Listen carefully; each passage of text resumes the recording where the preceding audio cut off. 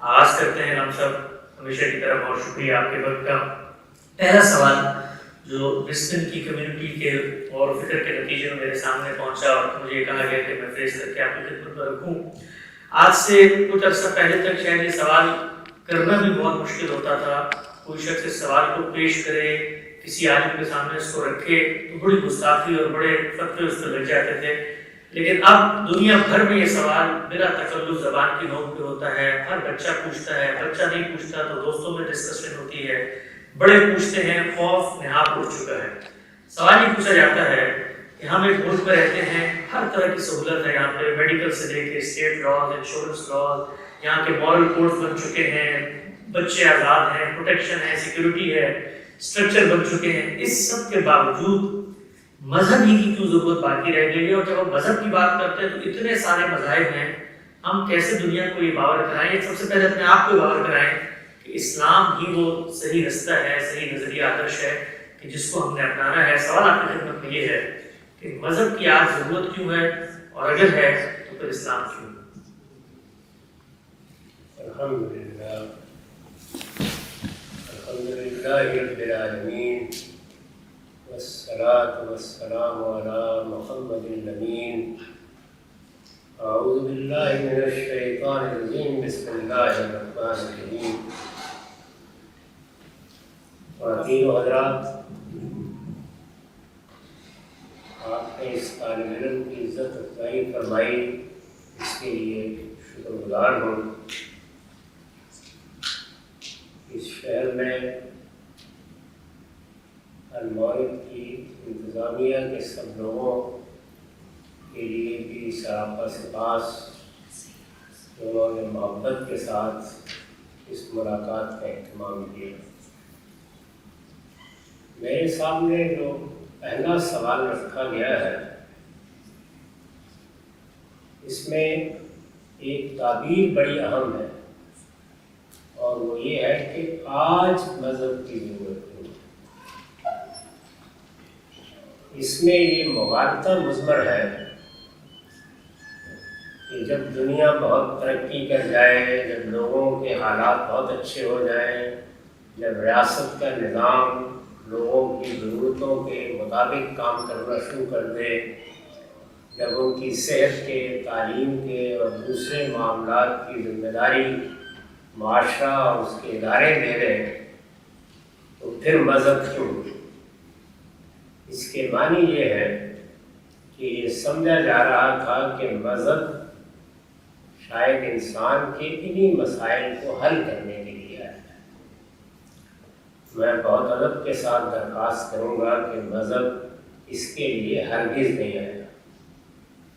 نہ اللہ کے پیغمبر اس مقصد کے لیے آئے، نہ ان پر کتابیں اس مقصد کے لیے نازل کی گئیں، نہ انہوں نے آ کر انسانوں کو ان مسائل کے حل کی دعوت دی۔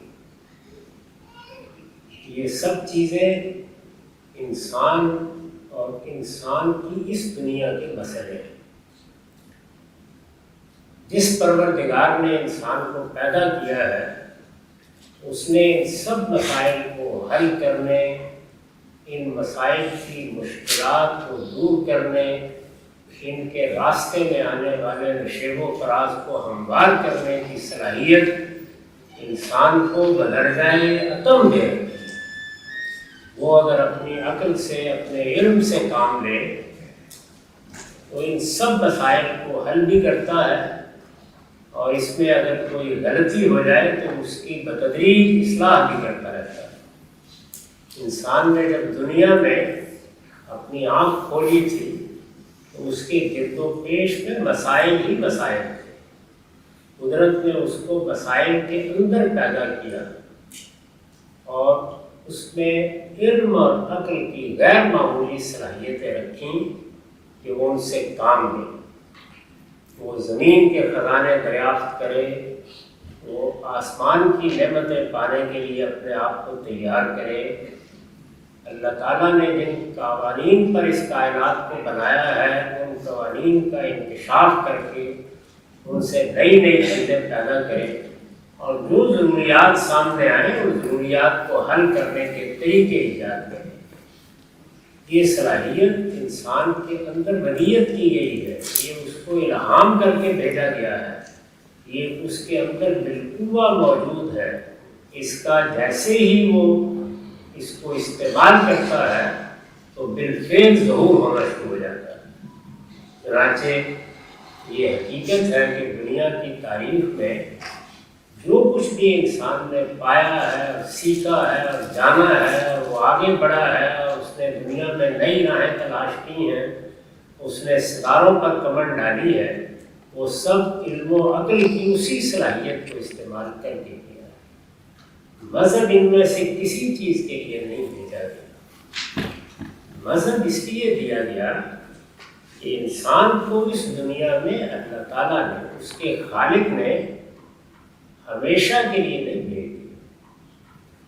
اللہ تعالیٰ نے پہلے دن یہ بات واضح کر دی کہ یہ ایک عارضی دنیا ہے، اس میں غیر معمولی طور پر باشعور ہستی یعنی انسان آئے گا، 10 سال 20 سال 60 سال 70 سال کم یا بیش رہے گا۔ یہ دنیا کی زندگی کوئی کامل زندگی نہیں ہوگی، یہ جدوجہد کی زندگی ہے، یہ سیر و کاوش کی زندگی ہے۔ اس میں انسان کو اپنی راہیں تلاش کرنی ہے، اس میں معاش کی جدوجہد ہے، اس میں سیاست کے مسائل ہیں، اس میں معاشرت کی بہت سی اونچ نیچ ہے، یہ سب چیزیں یہاں ہوں گی۔ یہ اس لیے پیدا کی گئی ہے کہ اس طرح خیر کے ساتھ شر بھی ہو، کمال کے ساتھ نقص بھی ہو، تمام کے ساتھ ناتمامی بھی ہو، اور انسان ابتلا کے ایک مرحلے سے گزرے، امتحان کے ایک مرحلے سے گزرے۔ یہ زندگی اپنی حقیقت کے لحاظ سے امتحان اور صرف امتحان ہے۔ جب یہ امتحان ہے تو کس چیز کا امتحان ہے؟ اللہ تعالیٰ نے پہلے دن یہ بات واضح کر دی کہ یہ فردوس میں، جنت میں داخلے کا امتحان ہے۔ اللہ تعالیٰ نے اصل دنیا اس دنیا کے بعد کے لیے اٹھا رکھی، وہ اس دنیا کے خاتمے پر بنائی جائے گی۔ اس دنیا میں اللہ تعالیٰ نے ہر نقص کو دور کر کے اپنے کمال کا اظہار کر دیا ہے، اس کو شر سے بالکل پاک کر دیا ہے۔ اس میں خوشی، راحت، اطمینان اور حسن ہے، اس کے ساتھ کوئی دوسری چیز اس کے متضاد کی حیثیت سے پیدا ہی نہیں۔ وہ کمال کی دنیا ہے جس میں داخل ہونے کے لیے اللہ تعالیٰ نے انسان کا امتحان کرنا چاہا اور اس کو اس دنیا میں بھیجا ہے۔ پیغمبر اس لیے بھیجے گئے کہ انسان اس بات کو سمجھنے میں غلطی نہ کرے، وہ اس کے دروازوں پر دستک دے کے اس کو بتا دیں کہ یہ دنیا ایک عارضی دنیا ہے، تم ایک دن یہاں سے رخصت ہوگے، تمہیں اس پروردگار کے سامنے جواب دہ ہونا ہے۔ اس جواب دہی کی تیاری کرنے کے لیے ہم تمہاری مدد کرنا چاہتے ہیں۔ پیغمبروں کا اصلی مقصود یہ۔ چنانچہ اگر 2 لفظوں میں بیان کیا جائے تو یہ کہا جا سکتا ہے کہ مذہب کا موضوع انسان کی موت ہے۔ زندگی اور زندگی کے مسائل کے لیے اللہ تعالیٰ نے انسان کو بے پناہ عقل عطا کی، علم کا خزانہ دے دیا ہے، لیکن اس معاملے میں بڑے سے بڑا انسان، فہیم سے فہیم انسان، علم کے اعلیٰ مرتبے پر فائز انسان بھی غلطی کرتا ہے۔ چنانچہ پیغمبر آ کر منادی کرتے ہیں، وہ اس کو بتاتے ہیں کہ تمہاری زندگی کے خاتمے پر ایک نئی دنیا وجود میں آنے والی ہے۔ یہ عارضی دنیا ایک ایسی دنیا میں تبدیل ہو جانے والی ہے جس کی راحت بھی دائمی ہوگی اور اس کی نفرت بھی دائمی ہوگی۔ اس کی تیاری کرو۔ اس دنیا میں تمہارا امتحان یہ ہے کہ تم سیاست، معیشت، معاشرت کی سرگرمیوں میں اپنے آپ کو کتنا پاکیزہ بناتے ہو، کس حد تک پیوریفائی کرتے ہو۔ اس کو دین کی اصطلاح میں تزکیہ کہا جاتا ہے۔ پیغمبر اس کی دعوت دینے کے لیے آتے ہیں۔ سوال یہ تھا کہ جب یہ سب چیزیں دنیا میں ہم نے اچھے پیمانے پر حاصل کر لی ہیں تو مذہب کیوں؟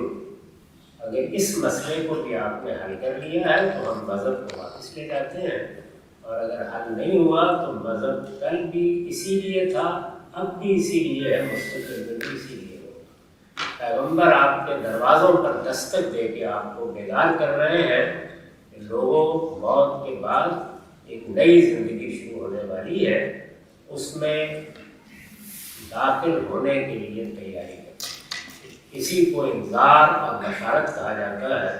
چنانچہ دیکھیے قرآن مجید نے اس طرح اس کا اعلان کیا ہے کہ جب ہم نے اس دنیا کی ابتدا کی تو لوگ اس حقیقت سے واقف تھے، کان الناس امۃ واحدہ، ان میں اس معاملے میں کوئی اختلاف نہیں تھا، لیکن جب لوگوں نے اس معاملے کو سمجھنے میں غلطیاں کھائیں تو وبعث اللہ النبیین مبشرین و منذرین، اللہ نے نبیوں کو بھیجنا شروع کیا تاکہ وہ لوگوں کو اس آنے والے دن سے خبردار کر دیں، اور اگر لوگ اس کی تیاری کریں تو انہیں جنت کی بشارت دیں۔ مذہب یہ ہے، اور یہ انسان کے شب و روز کی سب سے بڑی ضرورت ہے۔ اے کاش لوگ اس کی اہمیت کو جان سکیں۔ آپ سے بڑی خوبصورتی سے آپ نے یہ نقطہ واضح کیا کہ جو بنیادی پریمیسز قائم کیا جاتا ہے کہ دنیا میں اتنی ترقی ہو گئی اور جدید اسٹیٹ اسٹرکچر اور ماڈرن رولز، جو مسئلہ مذہب حل کر رہا ہے وہ مسئلہ وہاں حل نہیں ہوتا، اور جس مقصد کے لیے مذہب آیا ہے زمانے کی تغیر اور تبدیلی سے اس پر کوئی اثر نہیں پڑتا۔ اگلا سوال ہم سب اسی کے اندر سے اٹھتا ہے اور ہمارے بنیادی سوالات میں بھی یہاں موجود ہے۔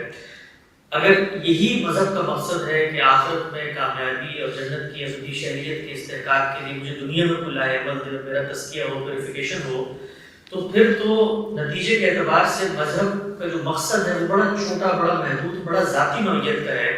جبکہ ہم جب دین کا مطالعہ کرتے ہیں اور مذہبی جو لٹریچر ہے، مذہبی لوگ جس طرح مذہب کو پریزنٹ کرتے ہیں، ان کی چیزوں کو دیکھتے ہیں، یہ چیز سامنے آتی ہے کہ مذہب تو بہت ساری چیزوں پر پھیلا ہوا ہے، آپ کی معیشت پر بھی، معاشرت پر بھی، سیاست پر بھی، اس طرح سے اس میں جہاد بھی ہے، اس کے اندر اور بہت سارے قوانین بھی ہیں، فقہ بھی ہے۔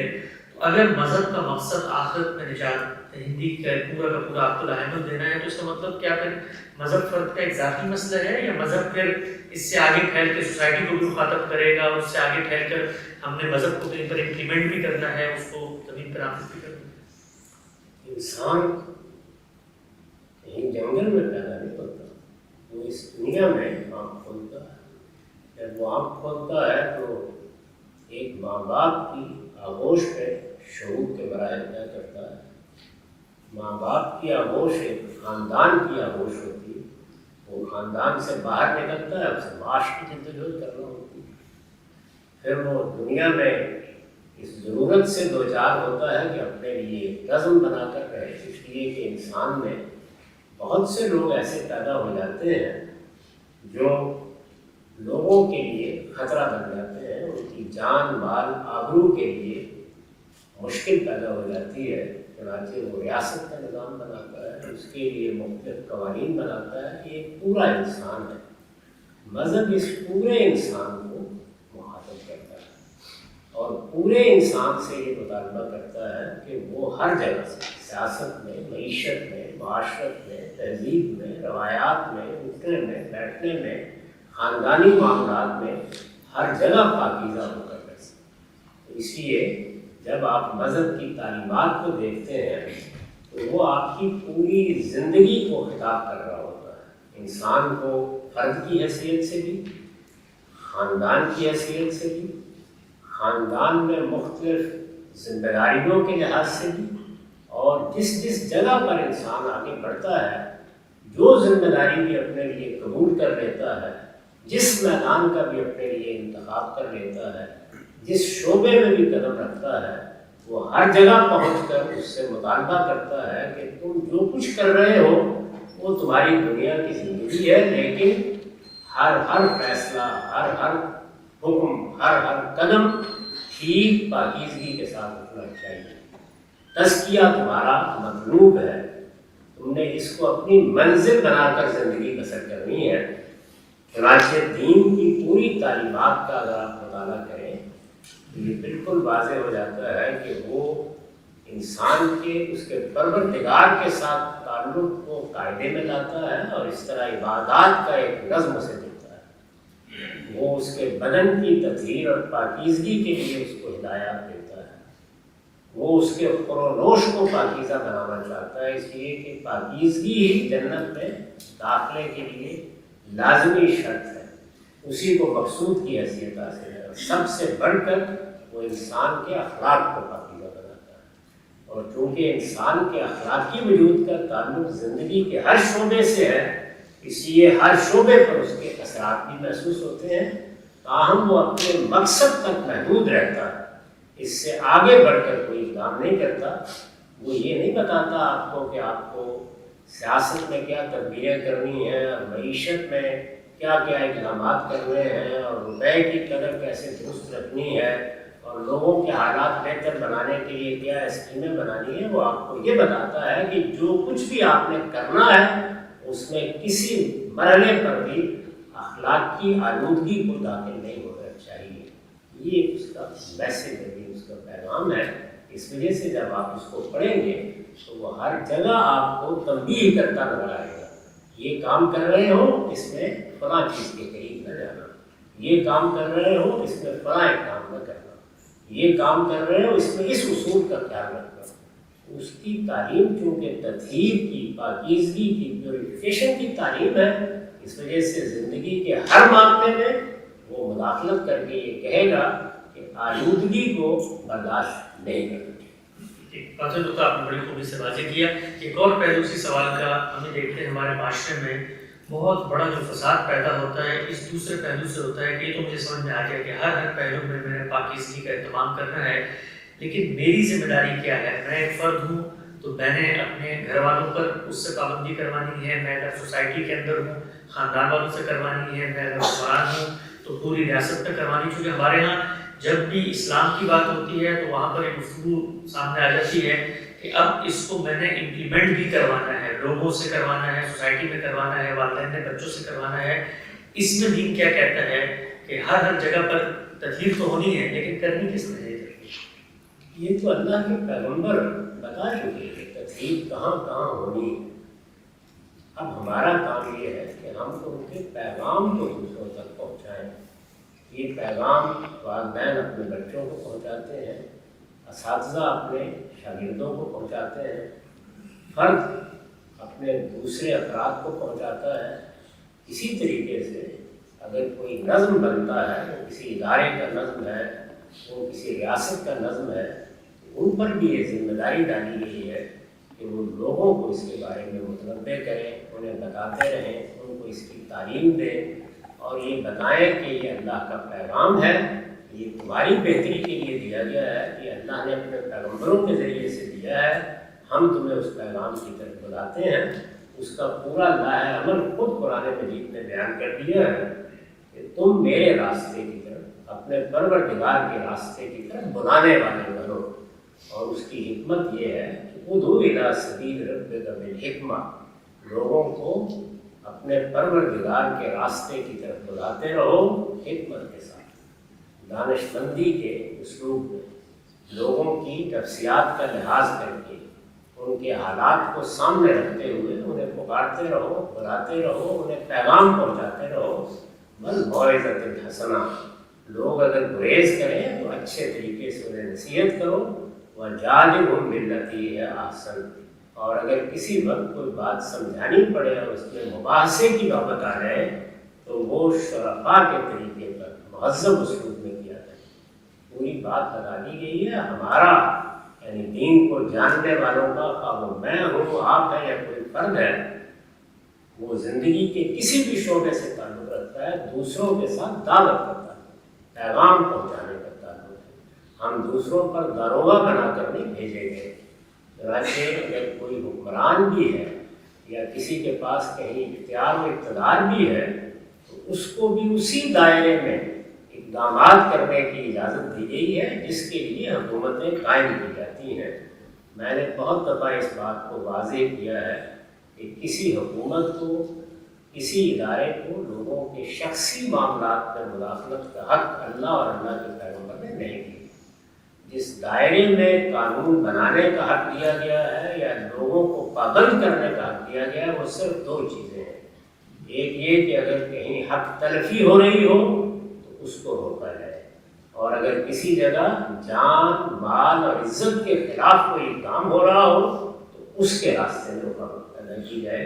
तमाम कानून, तमाम ज़ाब्ते, तमाम हुकूमतें इसी दायरे में काम कर सकती हैं। इससे बाहर किसी इंसान को, ख़ाह वो कोई हैसियत की रखता हो, दूसरों पर कोई इख्तियार नहीं दिया गया। बाकी सब मामलात में पैगाम पहुँचाया जाएगा, दावत पेश की जाएगी, इस्तिक़लाल से बात सामने रखी जाएगी, और हमदर्दी, दिलसोजी और खैरखाई के जज्बे के साथ लोगों को अल्लाह की राह की तरफ दावत। तवाज़ुन वाला सिलसिला गुफ्तगू को आगे बढ़ाते हैं। इससे पहले कि आखिरी बुनियादी सवाल मैं आप सबकी खिदमत में रखूँ, आप लोगों के जहन में अगर कोई सवाल है तो आप कागज़ पर लिख के यहाँ सुपुर्द कर सकते हैं लोगों के, ताकि सवाल की खातिर तक वो मेरी तरफ आ जाए। हम सब आखिरी सवाल जो यहाँ की कम्युनिटी की जानिब से सामने आया है वो ये है कि आप बात करते हैं हमेशा कुरान की, आप ये कहते हैं कि कुरान दीन के मामले में हर्फ आखिर है, कौल फैसल है, मीज़ान है, फुरकान है, हकम है, मुहिमन है, उसकी रोशनी में तमाम दीनी इख्तलाफात का फैसला किया जाएगा। सवाल ये पूछा जाता है कि जितने इख्तलाफात हैं और बड़े बड़े इख्तलाफात हैं, हमारे यहाँ बड़ी बड़ी ट्रेडिशंस बन गए, तसव्वुफ़ की पूरी रिवायत है, इसी तरह सलफ़ी की पूरी रिवायत है, फ़िक़ही रिवायतें हैं, फिर मुख्तलिफ़ फ़िरके हमारे सामने मौजूद हैं। एक आम आदमी को ये कैसे पता चलेगा कि जी ये इख्तलाफात पैदा हो गए और अब मैंने कुरान की तरफ जाना है और कुरान मुझे इसका जवाब देगा? इसलिए कि हर जो फ़िरका है, हर जो मसलक है, हर जो नुक्ता नज़र है, वो तो यही दावा करता है कि जी हमारी बात तो अल्लाह ताला की किताब और कुरान पर मबनी है। फैसला कैसे होगा जब आप ये कहते हैं कि कुरान को हम बुनियादी अथॉरिटी दे दें, तो कैसे कुरान मजीद फैसला करके बताएगा कि जी ये बात दुरुस्त है और तुम्हारे इख्तलाफ में सही बात की? कुरान मजीद अल्लाह की किताब की हैसियत से हमारे हाथों में मौजूद है। वो बग़ैर किसी तब्दीली के, बग़ैर किसी इनहराफ के हम तक पहुँच गया है। वो किसी फ़िरके का, किसी मदरसा फ़िक्र का कुरान नहीं है, वो अल्लाह की किताब और अल्लाह का कलाम है। वो आपके घरों में मौजूद है, आपकी मस्जिदों में मौजूद है, आपकी लाइब्रेरियों में मौजूद है। कोई अजनबी चीज़ नहीं है, उसको लेने के लिए दूर दराज का सफ़र नहीं करना पड़ता। आप जब चाहें दुनिया के जिस हिस्से में चाहें अल्लाह की किताब हासिल कर सकते हैं। दुनिया में जितनी ज़ुबानें इस वक्त मौजूद हैं वो सब जो उसके तराजुम हो चुके हैं। चुनांचे हर इंसान को मुसलमान की हैसियत से जीना चाहता है, अल्लाह की किताब का मुताला करना चाहिए। इस ज़माने में तो ये सहूलत भी हासिल हो गई है कि जो लोग पढ़ नहीं सकते वो पूरा कुरान जिस ज़ुबान में चाहे उसके तर्जुमे की सूरत में सुन सकते हैं। कुरान मजीद को पढ़िए, कुरान मजीद को सुनिए और उसका सादा तर्जुमा पढ़िए और सादा तर्जुमा सुनिए बग़ैर किसी तफसीर के। उसको सुनते वक्त एक पेंसिल ले लीजिए और निशान लगाइए कि आपको कहाँ कोई मुश्किल पेश आएगी। अगर किसी जगह कोई मुश्किल पेश आए तो इस वक्त दुनिया में 3-4 नुमाइंदा तफसीर आपको मिल जाएंगी हर ज़ुबान में, उनको देख लीजिए। किसी को कोई 10 मकामात पर मुश्किल महसूस होगी, किसी को 20 मकामात पर होगी, उन मकामात को निकालिए और पढ़ लीजिए। अगर मसला हल हो जाए तो अल्लाह का शुक्र अदा करें, और अगर कोई उलझन रह जाए तो अपने करीब में जिस आलिम पर आप एतमाद रखते हो उससे जाकर दूर कर लीजिए, बर्दाश्त कर लीजिए, वो आयत सामने रखिए, उसमें मुश्किल आपको पेश आ रही है, दरखास्त कीजिए कि मुश्किल आपकी हल कर दी जाए। यही तरीका दुनिया के हर इल्म में इख्तियार किया जाता है। यही अल्लाह की किताब पर पहुँचने और उससे फैसला हासिल करने के लिए इख्तियार करना चाहिए। ठीक है, आपसे दोस्तों आपने वाज़ेह किया तीनों बुनियादी सवालात से बहस और बड़ी तफसील से हम साहब ने इसका जवाब दिया है। तो मानवी साहब का लिटरेचर है, किताबें बेशुमार लेक्चर्स हैं मौजूद है, बड़ी मुफस्सल है, उनमें इनके जो अप्लाइड पहलू हैं उन पर भी गुफ्तगू की गई है। ज़िंदगी तौज़ीश ख़यालात तब्दीली पहलू पैदा होते हैं उस पर भी गुफ्तगू की है। मुख्तसर वक्त है, सिलसिला कलाम को आगे बढ़ाते हुए आप लोग भी जो सवालात हैं आप सबकी खिदमत में रखते हैं। आप सब सवालात जो मेरे हाथ में दिए गए हैं, इसमें जो पहला सवाल है ये तरकीब पर रोशनी है, अगर आप तो पेश कर दूँ शायद इससे ज़्यादा अच्छा सवाल कौन सा? जहाँ से फरमाते हैं कि कुरान मजीद में जब ये जिक्र है कि सूद حرام ہے، ہر طرح سے حرام ہے، سود کو اللہ اور اس کے رسول کے خلاف جنگ قرار دیا گیا ہے، تو پھر آپ اس کی تعویل کرتے ہوئے اس کو کسی صورتوں میں جائز کیسے قرار دے سکتے ہیں؟ بس اوقات آپ یہ کہتے ہیں کہ جو سود دے رہا ہوتا ہے وہ مجھے نہیں ہے۔ قرآن مجید کو اگر آپ نے پڑھا ہے تو پورے قرآن میں 3 مقامات پر اس کا ذکر آیا ہے۔ اللہ تعالیٰ نے یہ بات واضح کر دی ہے کہ سود کھانا حرام ہے۔ یہ لا تاکلوا الربا، جب تم قرض دیتے ہو تو اس پر نفع کا مطالبہ کر کے وہ نفع کھاؤ۔ یہ ہے اس سے مختلف کوئی ایک لفظ، کوئی ایک بات ہی قرآن میں ہے، اس کو اللہ نے حرام کرا دیا اور اس کے بارے میں یہ فرمایا ہے کہ ہر مسلمان کو اس سے بچنا چاہیے۔ یہ بڑا سادہ اخلاقی اصول ہے۔ ہمارے دین میں یہ تعلیم دی گئی ہے کہ جو اللہ نے نعمت انسان کو دی ہے، رزق دیا ہے، دولت دی ہے، یہ آزمائش کے لیے دی ہے، یہ کسی کا استحقاق نہیں ہے۔ کسی نے کوئی کارنامہ نہیں کیا تھا پیدائش سے پہلے جس کے سرے میں اس کو دیا گیا ہے۔ اللہ نے کرم فرمایا ہے، ایسے اسباب پیدا ہوئے ہیں جو اس کو دولت مل گئی ہے، وہ اپنے گرد و پیش کے لوگوں پر اس کو خرچ کرے۔ اگر کوئی شخص اپنی ضرورت لے کے آتا ہے اور اس کے پاس اپنی ذاتی کاروباری حال اور مستقبل کی ضرورتوں سے زیادہ کچھ موجود ہے تو اپنے بھائی کی، اپنے عزیز کی، اپنے ملنے والے کی ضرورت پوری کرے۔ اگر اس کا حوصلہ نہیں ہے تو قرض دے دے۔ اگر قرض دیتا ہے تو اس پر نفع کا مطالبہ نہ کرے، اس لیے کہ قرض چیریٹی، تبرع، نیکی کا کام ہے۔ اصل میں تو آپ کو ویسے ہی دے دینا چاہیے، لیکن اگر آپ قرض دے رہے ہیں تو اس پر نفع کا مطالبہ نہ کریں، اس کو ربا یا سود کریں۔ یعنی کسی مسلمان کو یہ روا نہیں سمجھنا چاہیے کہ وہ اپنے کسی بھائی کو قرض میں کوئی رقم دے اور پھر اس سے نفع کا مطالبہ کرے۔ اللہ تعالیٰ یہ چاہتے ہیں کہ اس قرض کی واپسی کے لیے بھی، اصل زر کی واپسی کے لیے بھی مہلت دی جائے، نرمی سے کام لیا جائے، اپنے بھائی کے ساتھ محبت کا رویہ رکھا جائے۔ اگر کوئی شخص اتنی ہمت نہیں کر سکا کہ وہ اپنے بھائی کی ضرورت پوری کر دے، جس کو ہمارے دین کی اصطلاح میں انفاق کہا جاتا ہے، یعنی وہ دے دے اور یہ سمجھے کہ یہ اللہ کی نعمت تھی، یہ مجھے دی ہی اس لیے گئی تھی کہ میں اس سے اپنے بھائیوں کی ضرورت پوری کر سکوں، یہ حوصلہ نہیں ہے، اور قرض دے رہے ہو تو پھر اصل زر پہ اتفاق کرو، اس پر کسی نفع کا مطالبہ نہیں۔ یہ اسلام کی تعلیم ہے کہ جیسے ہے ایسے ہی میں نے اس کو ہمیشہ پیش کیا ہے۔ اس میں اگر لوگوں نے کوئی آگے غلطیاں کی ہیں تو ایک دین کے طالب علم کی حیثیت سے میں نے ان غلطیوں کی اصلاح کرنے کی صحیح کی ہے۔ آپ اگر اس کے سب دلائل سننا چاہتے ہیں تو اعتراضات سیریز میں جو اس وقت چل رہی ہے، 23 اعتراضات کی سیریز، اس میں ایک پورا موضوع سود کا ہے، اس کو آپ سن لیجیے۔ اس میں ابتدا سے انتہا تک ہر چیز کا میں نے جواب دیا۔ متوازن ہوا ہم سب نے جس سیریز کی طرف توجہ دلائی ہے، بالعموم وہ پہلو جو عام لوگوں کو لگتا ہے کہ غامدی صاحب کے یہاں مختلف بیان کیے جاتے ہیں، دینی علماء پیش کرتے ہیں، بتاتے ہیں کہ یہ اعتراضات ہیں، بہت مفصل بڑی تفصیل سے غامدی سینٹر کے یوٹیوب چینل پر وہ سیریز موجود ہے، بہت سارے موضوعات ہیں، آپ تفصیلی طور پر ان کو وہاں سن سکتے ہیں۔ آگے بڑھاتے ہیں ہم سب سوالات کا سلسلہ۔ اس سوال میں نے پوچھا ہے کہ قرآن مجید کی جو نزولی ترتیب ہے وہ پہلے مکے میں کچھ صورتیں نازل ہوئی، پھر مدینے میں نازل ہوئی، لیکن اس وقت جو قرآن ہمارے سامنے ہے اس میں اس ترتیب کو محفوظ نہیں رکھا گیا۔ اللہ نے اختیار کس کو دیا تھا کہ وہ اس ترتیب میں رد و بدل کر دے؟ ہم دیکھتے ہیں کہ کہیں مکی صورتیں آ جاتی ہیں، کہیں مکی صورتیں آ جاتی ہیں۔ یہ جو ترتیب ہے یہ کیوں مختلف کی گئی اور کس نے کی؟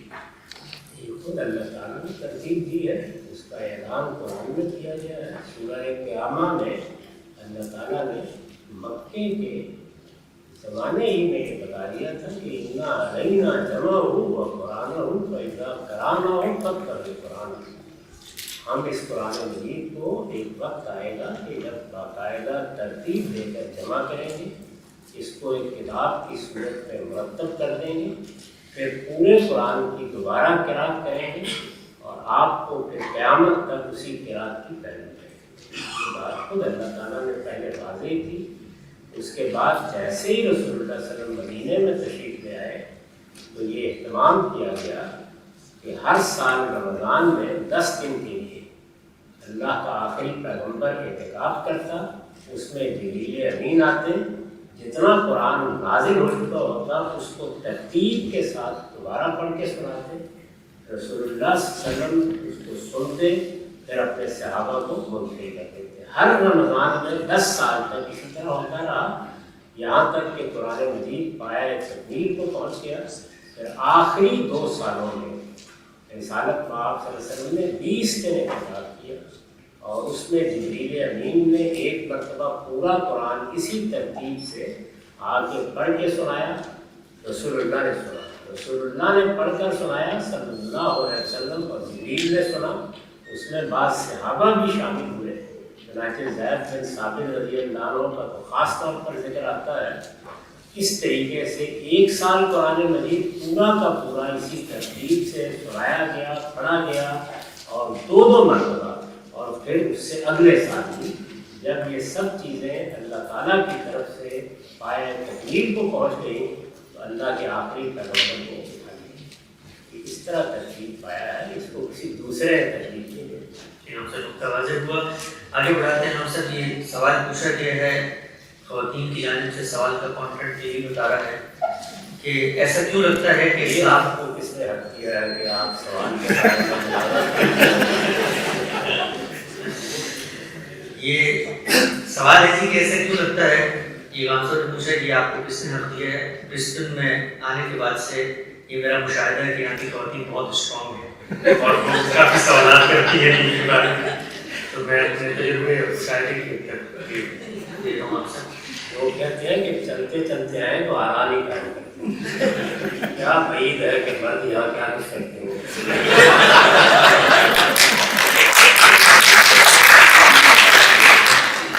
یہ سوال ہے جی کہ اسلام کو عورتوں کے لیے صرف اس کے لباس اور معاشرتی طرز کے لیے کیوں قید کر دیا گیا ہے۔ یہ عام طور پر میں دیکھا ہے کہ گھروں میں لوگ مذہبی بھی ہو جائیں، ان کے اندر کوئی تبدیلی بھی ہے، سب سے پہلے وہ دیکھتے ہیں کہ اندر جو خواتین ہیں ان کے اندر وہ اسلام کے جو مظاہر ہیں اس کو نافذ کرنا چاہتے ہیں، ان کو پابند کرنا چاہتے ہیں۔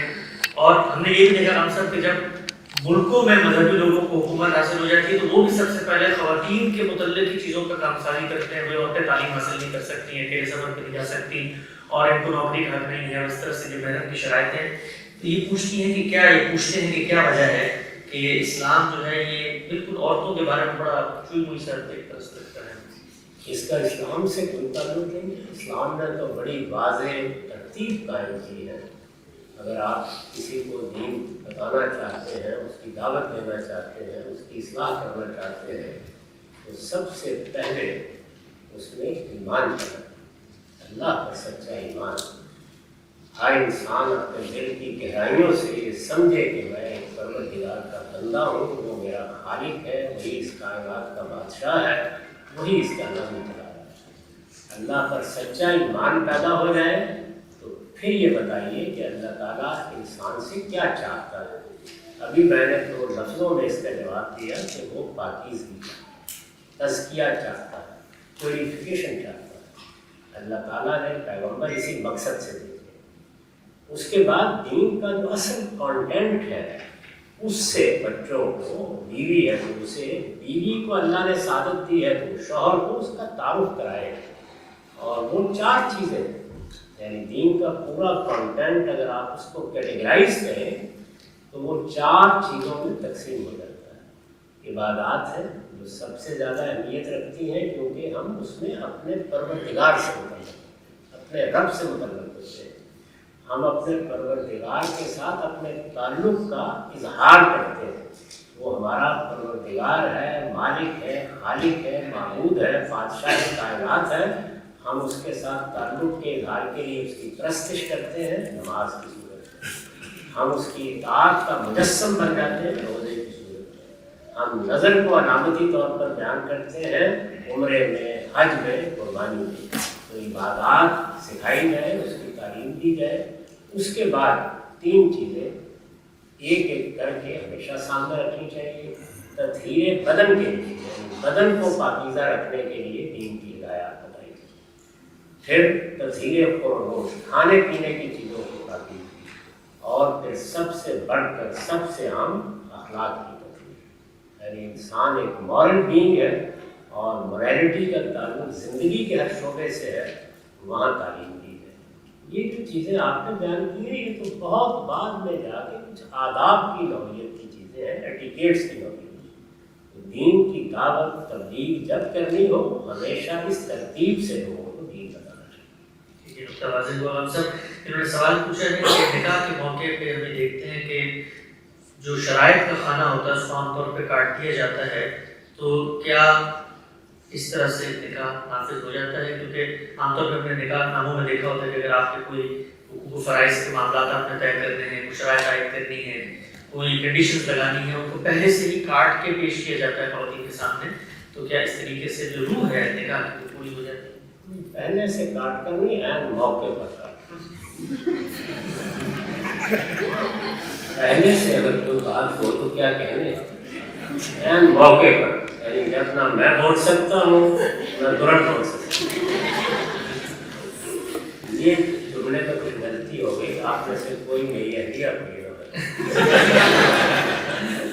آپ کے نکاح میں بھی نام سب کاٹ دیے گئے تھے؟ میں نے کچھ اور دیکھ دیا.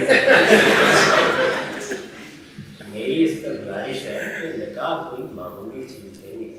یہ ایک مرد اور عورت کے درمیان زندگی گزارنے کا ہے بہت بڑا فیصلہ ہے. یعنی ہم اپنی زندگی میں اس سے بڑا کوئی فیصلہ نہیں کرتے. کس سے نکاح ہونا ہے، مرد نے کس عورت کا انتخاب کرنا ہے، عورت نے کس مرد کا انتخاب کرنا ہے، آسان کام نہیں ہوتا. کتنے مراحل سے گزر کر ہم رائے قائم کرتے ہیں. جب یہ رائے قائم کر لیں تو از راہ کرم بیٹھ کر نکاح سے بہت پہلے عین موقع پر نہیں یہ طے کریں کہ آگے جو مسائل اس وقت کی دنیا کے لحاظ سے یا کسی فرد کے لحاظ سے یا خاندان کے لحاظ سے پیش آ سکتے ہیں ان میں ہم کیا کریں. اللہ کے رسول نے فرمایا ہے کہ نکاح کے تمام شرائط باہمی طور پر پہلے طے ہونے چاہیے، اور اللہ تعالیٰ کو سب سے زیادہ یہ پسند ہے کہ ان شرائط کو وفاداری کے ساتھ نبھایا جائے. اس لیے عین موقع پر تو یہ باتیں کرنا اچھا بھی لگتا، پہلے بیٹھ کے یہ چیزیں طے کرنی چاہیے. یعنی مثال کے طور پر کیا عورت کا مطالبہ ہے کہ اس کو الگ گھر چاہیے؟ کیا وہ اپنی ملازمت، آج کل خواتین پڑھ لکھ رہی ہیں، جاری رکھنا چاہے گی؟ اس میں کوئی رکاوٹ تو نہیں پیدا کی جائے گی؟ بچوں کے معاملے میں جو مسائل پیش آ سکتے ہیں ان میں اختلافی چیزوں کو نوٹ کر کے زیر بحث پہ آنا چاہیے. یہ ساری چیزیں طے کرنی چاہیے، اور اگر آپ اس کو ایک دستاویز کی صورت میں لکھ لیں تو اور بھی اچھا ہے. اللہ نے بہت پابندی کے ساتھ یہ کہا ہے کہ ایسے تمام معاملات کو لکھ لینا چاہیے.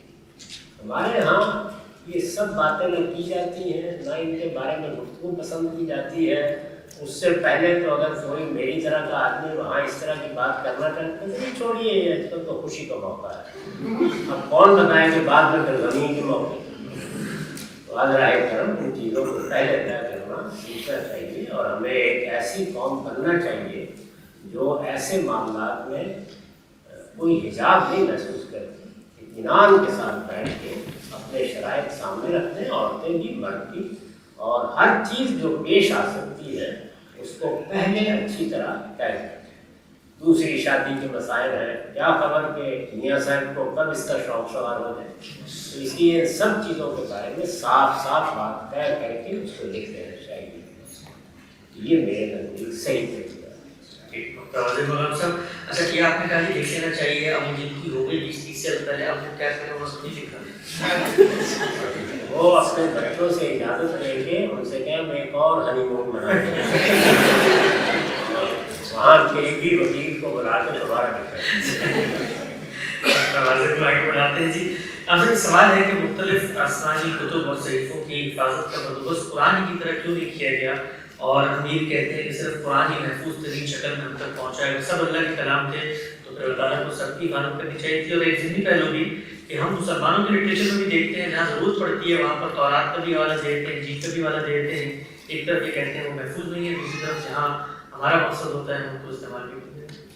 یہ جو قرآن مجید کی بات کہی گئی ہے اس طرح بھی کہی گئی کہ اللہ تعالیٰ آسمان سے کوئی فرشتے بھیج کر حفاظت کرتے ہیں، بلکہ یہ اعلان کیا گیا ہے کہ ایسے اسباب پیدا ہو جائیں گے جس میں اب اللہ کی کتاب میں کوئی خرابی پیدا نہیں کی جا سکتی. یہ کہا گیا ہے. اللہ تعالیٰ نے ہمیشہ یہ معاملہ انسانوں ہی کے سپورٹ کیا ہے.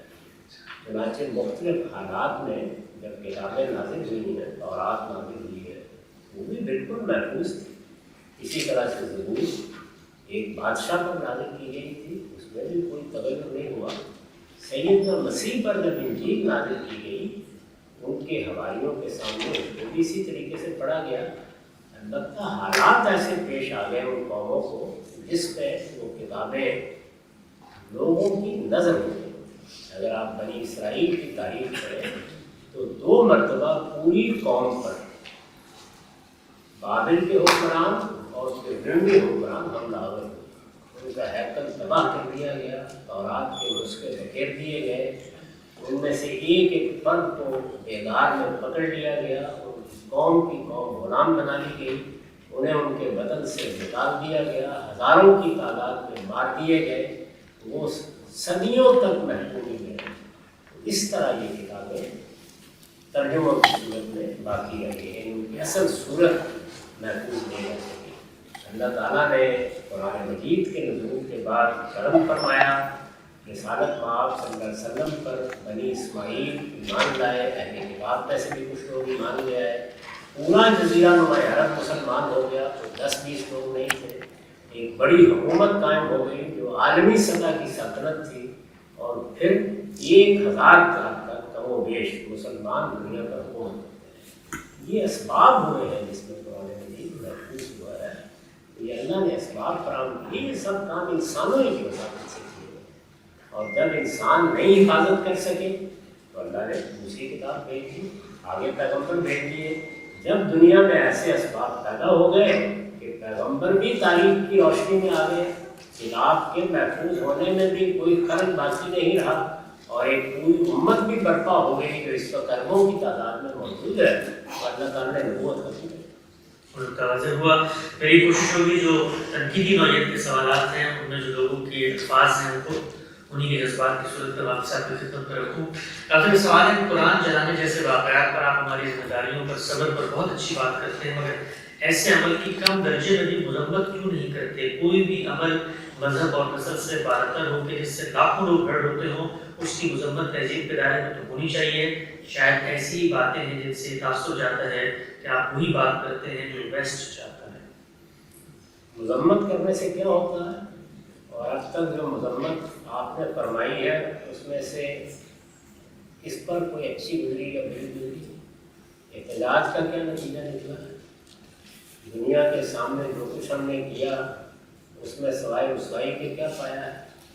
اس لیے یہی کام کرنا چاہیے جو میں بہت ادب کے ساتھ عرض کرتا ہوں کہ آپ یہ دیکھیے کہ اگر کسی نے قرآن مجید کی احانت کی ہے، پیغمبر کی احانت کی ہے، اسلام کے بارے میں کوئی بری بات کی ہے، تو وہ کون شخص ہے؟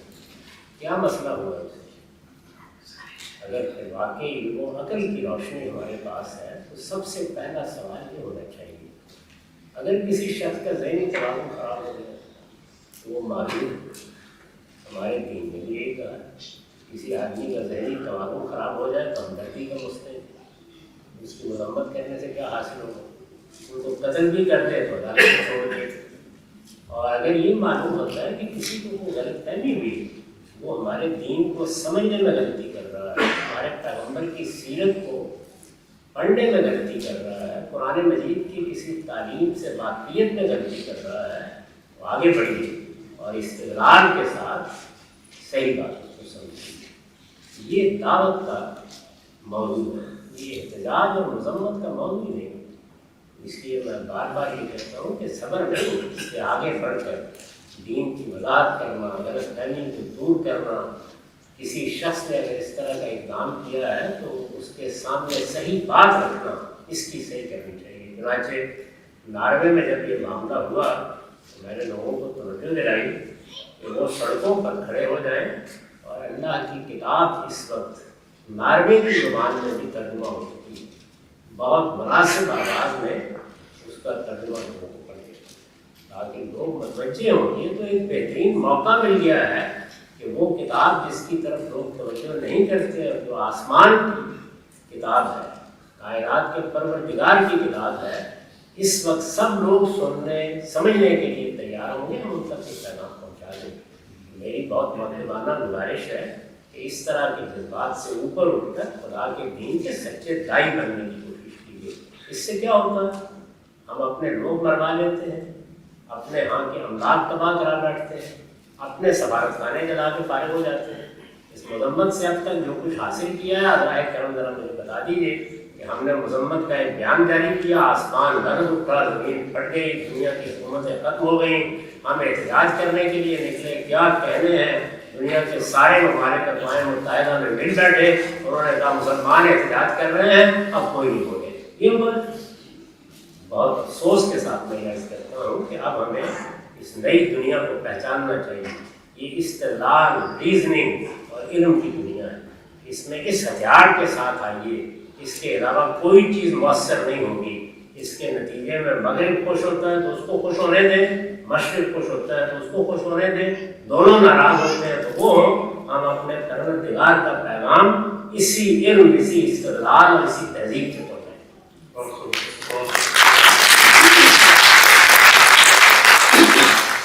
एक हम सब इस पे आपने जो बात फरमाई बड़ी मुतदल बात है, लोग इसको अप्रिशिएट भी कर रहे हैं, पूरी दुनिया में मुसलमान समझ रहे हैं। एक नुकता पेश किया जाता है कि तो सब ठीक है, लेकिन आखिर दीनी गैरत, दीनी हमीयत, एक जिसको आप कहते हैं हमारे जज्बात, हमारा अंदरून, हम अपने बच्चों के सामने अगर उसका इजहार नहीं करेंगे, अपनी नस्लों के सामने एहतजाज नहीं करेंगे, तो वो जो एक हमारी उसके साथ सेंसिटिविटी है वो भी आहिस्ता आहिस्ता मुद्दा होना शुरू हो जाएगी। कल को हमारे सामने कोई हमारे ही घर में कुरान को जला देगा तो हम पहले कोई बात नहीं शायद तरीके से इसको बताएं। तो दीनी हमीयत और गैरत, इसके बारे में फिर आप क्या कहते हैं?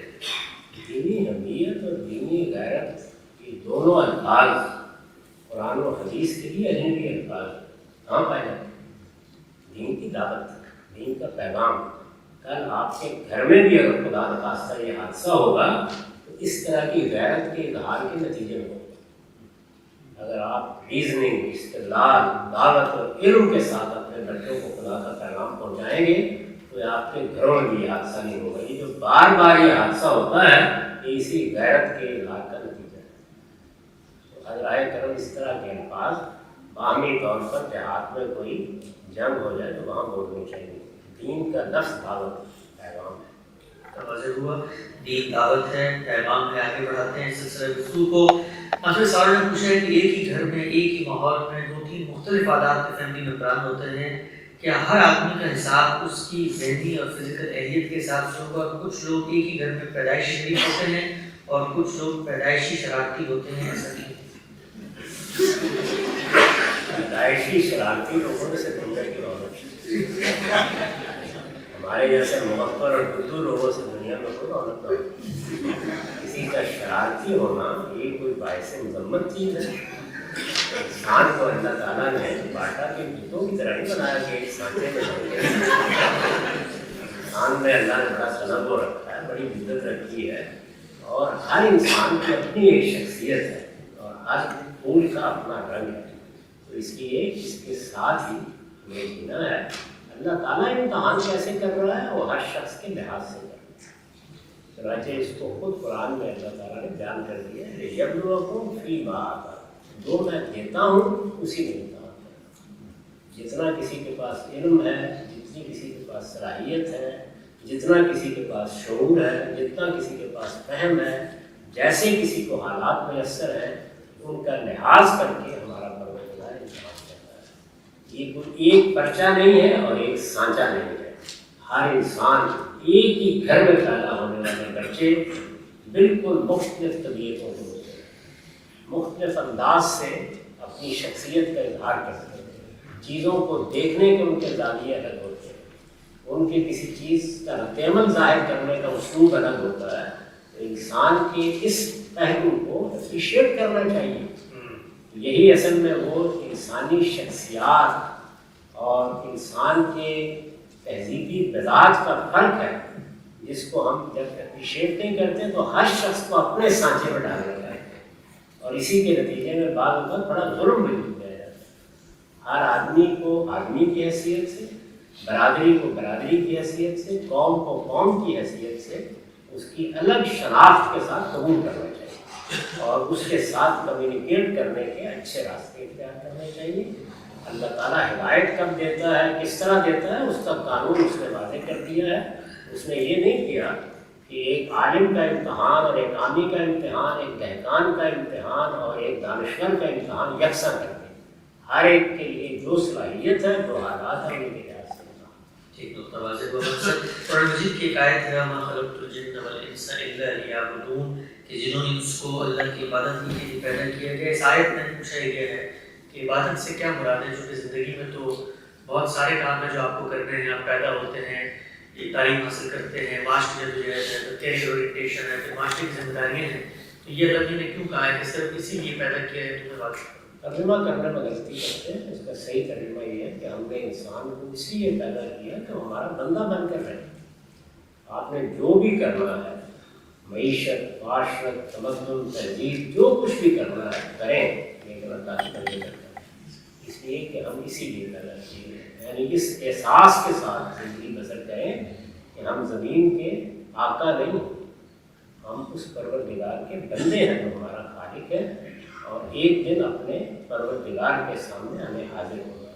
اس بات کو ایک لفظ میں قرآن نے یہاں ادا کر دیا، وَمَا خَلَقْتُ الْجِنَّ وَالْإِنسَ إِلَّا لِيَعْبُدُونَ، تم بندے ہو، اسی لیے پیدا کیے گئے ہو کہ میری بندگی کا حق ادا کرو۔ واضح ہوا۔ اصل قرآن مجید میں اللہ تعالیٰ کی بعض صفات تقابل یعنی کمپیریٹیو اسلوب میں بیان ہوتی ہیں، جیسے اللہ خیر الرازقین، ارحم الراحمین، اسی طریقے سے احسن الخالقین۔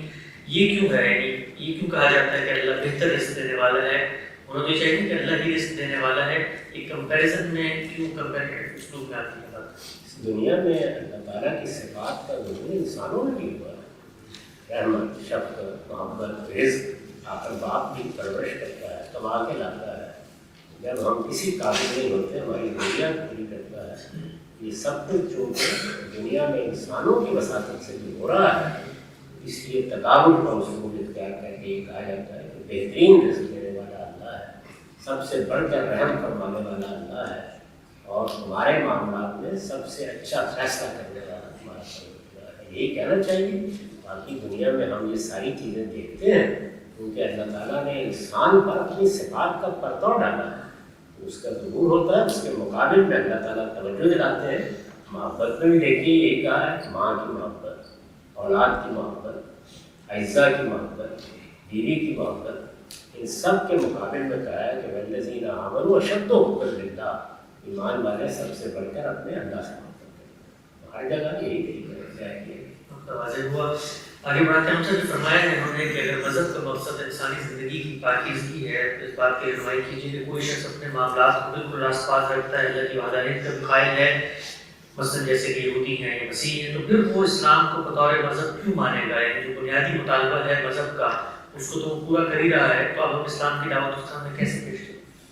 اللہ نے اپنے آخری پیغمبر کے ذریعے سے جو عنایت فرمائی ہے اس کو اس طرح بیان کیا ہے کہ میں نے جب یہ دیکھا کہ لوگ میری کتاب کو محفوظ نہیں رکھ سکے اور انہوں نے میری شریعت میں اپنی آرا شامل کر دی ہیں اور لوگوں پر بہت سے بندھن اور بہت سی زنجیریں عائد کر دی ہیں، تو میں نے آخری پیغمبر کو بھیجا تاکہ اس دین کو بالکل صاف کر کے بیان کر دیا جائے۔ اس کا تو احسان مند ہونا چاہیے، اس سے بڑی اور کیا چیز ہو سکتی ہے؟ یعنی خدا کے پیغام کے بارے میں ہمیں یہ موقع دیا گیا کہ ہم اس کو اس کی صحیح ترین صورت میں اس کو خود اللہ کے الفاظ میں پڑھ سکیں، اس بات کی دعوت دی جاتی ہے، کسی نئے اسلام کی دعوت نہیں دی جاتی ہے۔ اسلام تو سیدنا آدم کے زمانے سے آ گیا، وہ سب پیغمبروں کا دین ہے۔ یہود بھی ہمارے مسلمان بھائی ہیں، مسیحی بھی ہمارے مسلمان بھائی ہیں، جتنے لوگ بھی اللہ کے پیغمبروں کو ماننے والے ہیں وہ سب مسلمان ہی ہیں۔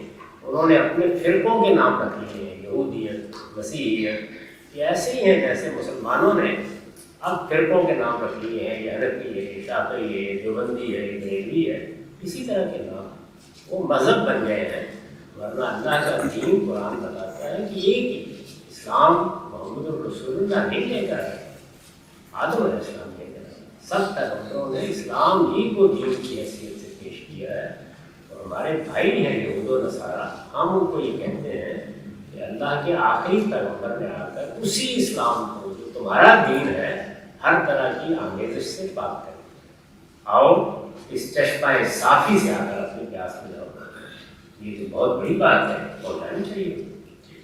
واضح ہو گیا۔ اصل ایک عملی پریکٹیکل سوال میں نے پوچھا ہے کہ اگر ہم کوئی مسئلہ درپیش ہو تو اس کے لیے ہمیں کیا کرنا ہے، اور 3 آپشن یہاں پہ دیے ہیں، ڈائریکٹ کسی عالم کے پاس یہ کوئز ہے،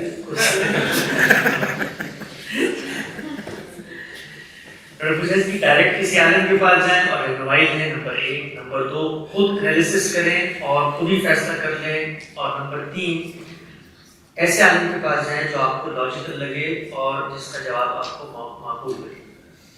ہم میں سے ہر شخص جب پیدا ہوتا ہے تو اس کے والدین، اس کے اساتذہ، اس کا ماحول اسے کسی نہ کسی مدرسہ فکر سے متعارف کرا دیتا ہے، تو آپ کا جہاں تعارف ہے، اگر آپ کو کوئی مسئلہ پیش آیا ہے تو آپ وہیں جائیں، اور اگر آپ کے والدین میں کوئی دین کا جاننے والا ہے، آپ کے اساتذہ میں یا آپ کے قریب کی مسجد میں، آپ کے گھر والے جن علماء پر اعتماد کرتے ہیں ان میں سے جس کے بارے میں بھی آپ پہلے سے دینی لحاظ سے متعلق ہیں، اسی کے پاس جائیے، پوچھیے، اطمینان نہ ہو، دل میں کھٹک پیدا ہو جائے تو پھر اللہ کا وہی کام ہے، جو اگر بیمار ہو جائیں اور کسی ایک جگہ سے شفا نہ ملے تو وہی کام کیجیے، اس کو کیا کرتے ہیں؟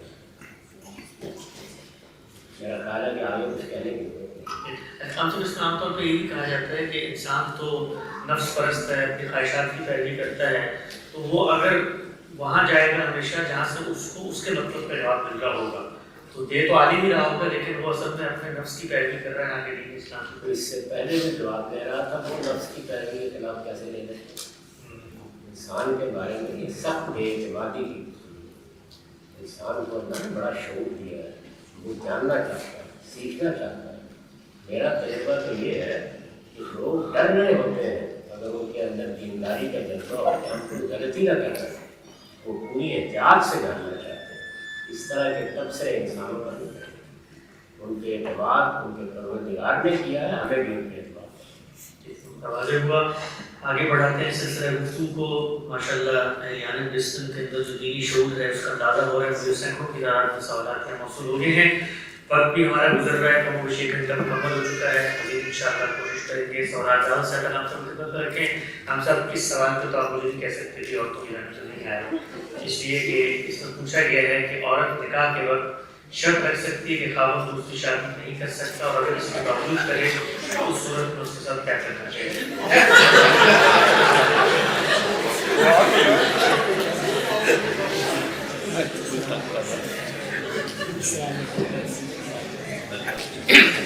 دیکھیے، سب کے لیے کس قدر پرشاسن کا باعث